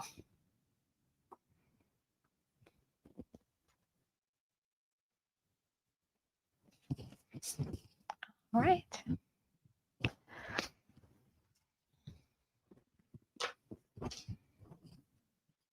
Okay, so those are done, and now it's still a little wet, but I usually still press it. I don't know how the heat and the flexi foam react, so I'm gonna stay away from my tree just to be safe.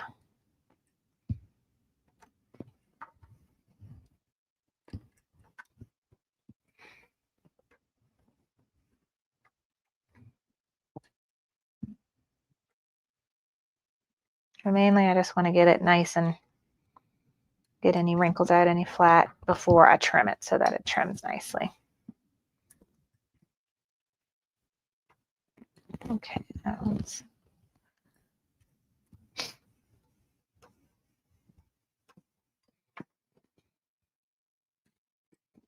and we can go on top the glitter HTV, and I got a protective cover on my iron.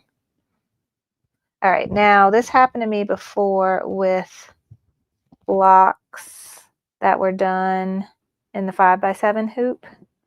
That I had this wrinkle right here, and I'm gonna try to iron it out, but we're gonna see how it goes. But this happened with the candy corn quilt shop quilt too.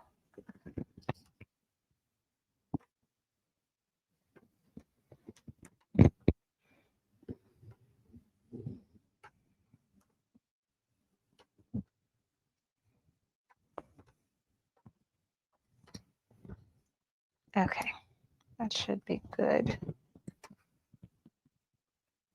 This is the only area that's giving me a little trouble. Okay, that's good. And now we can trim and make sure things are out the way. And I'll grab my rotating cutting mat. And I like to trim from the back. And these is the orange pop ruler. So this is something that Kimberbell has on sale this week. And it really helps you get your blocks trimmed just right. Now, for this block that we made in the 5x7 hoop is a little more tricky. But what I can see is my batting. Like I see my batting. And basically you want this orange box to go right around your batting and give you like a 1/4 inch on all sides. That is the goal. So you're kind of centering your block, looking at the edges.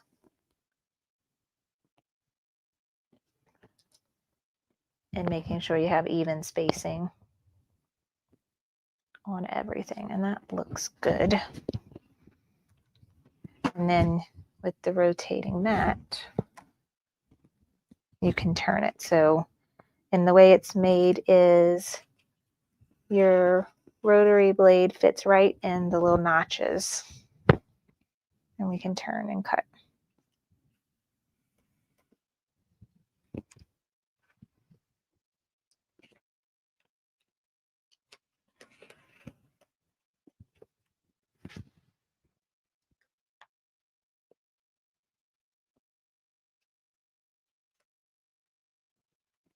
All right, and when you're done, you did a somewhat decent job. You should be able to just pull your block right out, and now it's trimmed to 6.5 by 8.5, which is the final cut size that we need. All right, so that is the house. That's done. And we'll do the same thing with the tree. So I can see my batting stitch on here very clearly.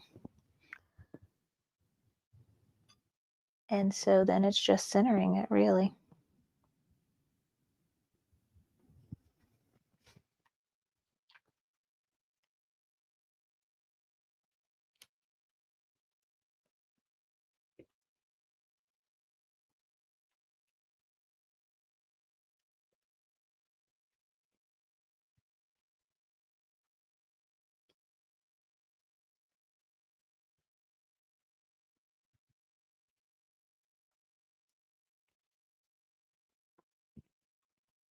Okay.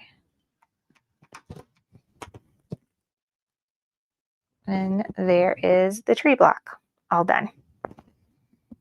So that's what the orange pop rulers help you with. They come in multiple sizes, in both rectangle shape and square shape.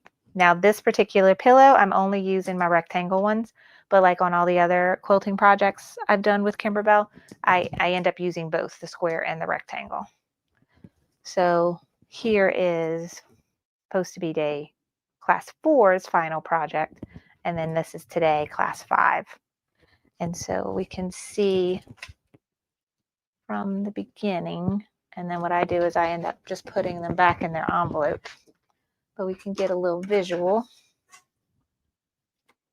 how this is coming together. So this will be here. There's a cocoa stand, and then on the edge over here we got the lamp post. So it's coming together, looking cute. And now we have 1, 2, 3, 4. So we got 5, 6, 7. We got 3 more blocks to make. And 2 of them are more houses like this, just in different colors. And then the last block on the other end is another lamp post. So it's coming together. It's super cute.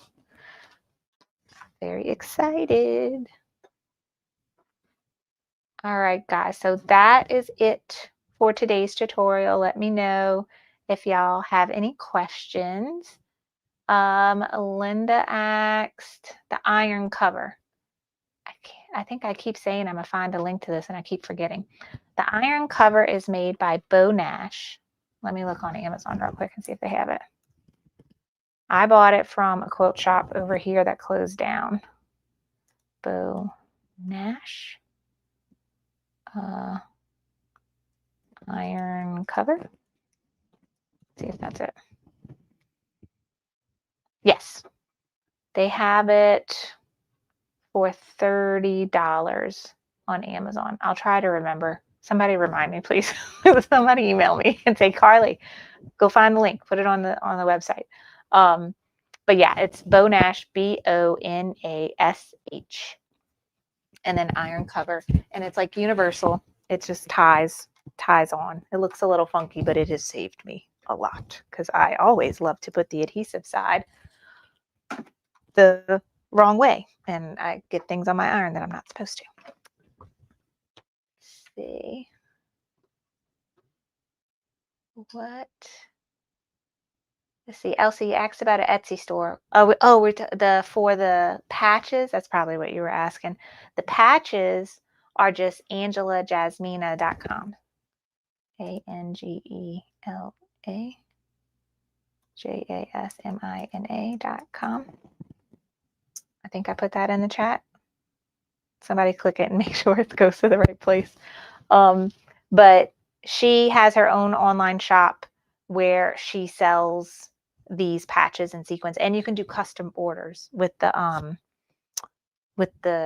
rhinestoney looking ones.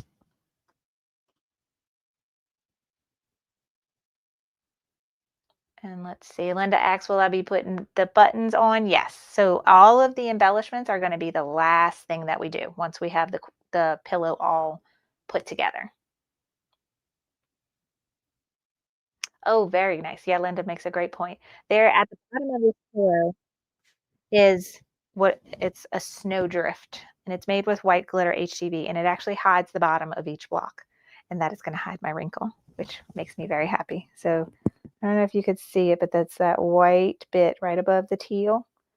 That is going to cover the bottom of each block. So yay, that will hide it. Um,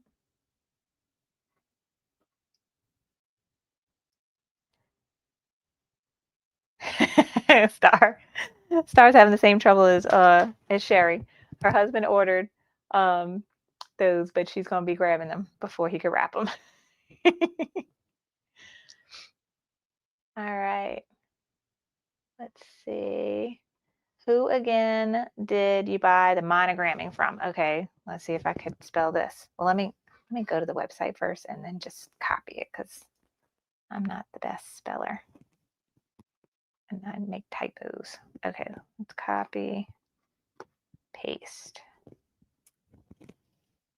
Okay, so in the chat, the live chat, and on that's in YouTube, and then on Facebook, it'll be under the comments under the video. I just put the links to Schuler Studio. That is where I bought the really pretty monogram fonts. They're not on sale anymore though, but super like impeccable digitizing and work. Very, very pretty. Okay, there's Angela. And there's, okay, I see the links. I put them. Okay, so that is all for today, friends. I will be back on Monday. Let me look at my calendar. Yeah, so Monday, Wednesday, Friday of next week, December 8th, December 10th, and December 12th. I think all those days will be at 10:30 Central Time Zone. And each one of those days will be finishing the last 3 blocks. So I think there's a blue house, a tan house, and then the other light post. And I think that's the only videos I have next week. And then after that, we got December 15th is a Monday. That's a sew along day. The Wednesday is a sew along day, but instead of doing Friday, we're going to do Thursday that week. So we'll do Monday, Wednesday, Thursday. That's the like 3rd week in December. And those are the last classes. It will be making borders, putting everything together, and then adding embellishments. Those are the last 3 classes. And then the last Friday, December 19th, we'll have our November sip and stitch, and that's when we'll do the monograms on the towels. Yes, that's my plan. And then if you're a VIP member in my monthly membership group, we have private Zoom classes every month. That's going to be after Christmas on December 30th. And that's going to be all about digitizing. All right. So, yep, that's it for today, guys. Thank you so much for joining me. I hope you are loving this sew along as much as I am because I can't wait to finish this pillow and put it in my living room. I can't wait.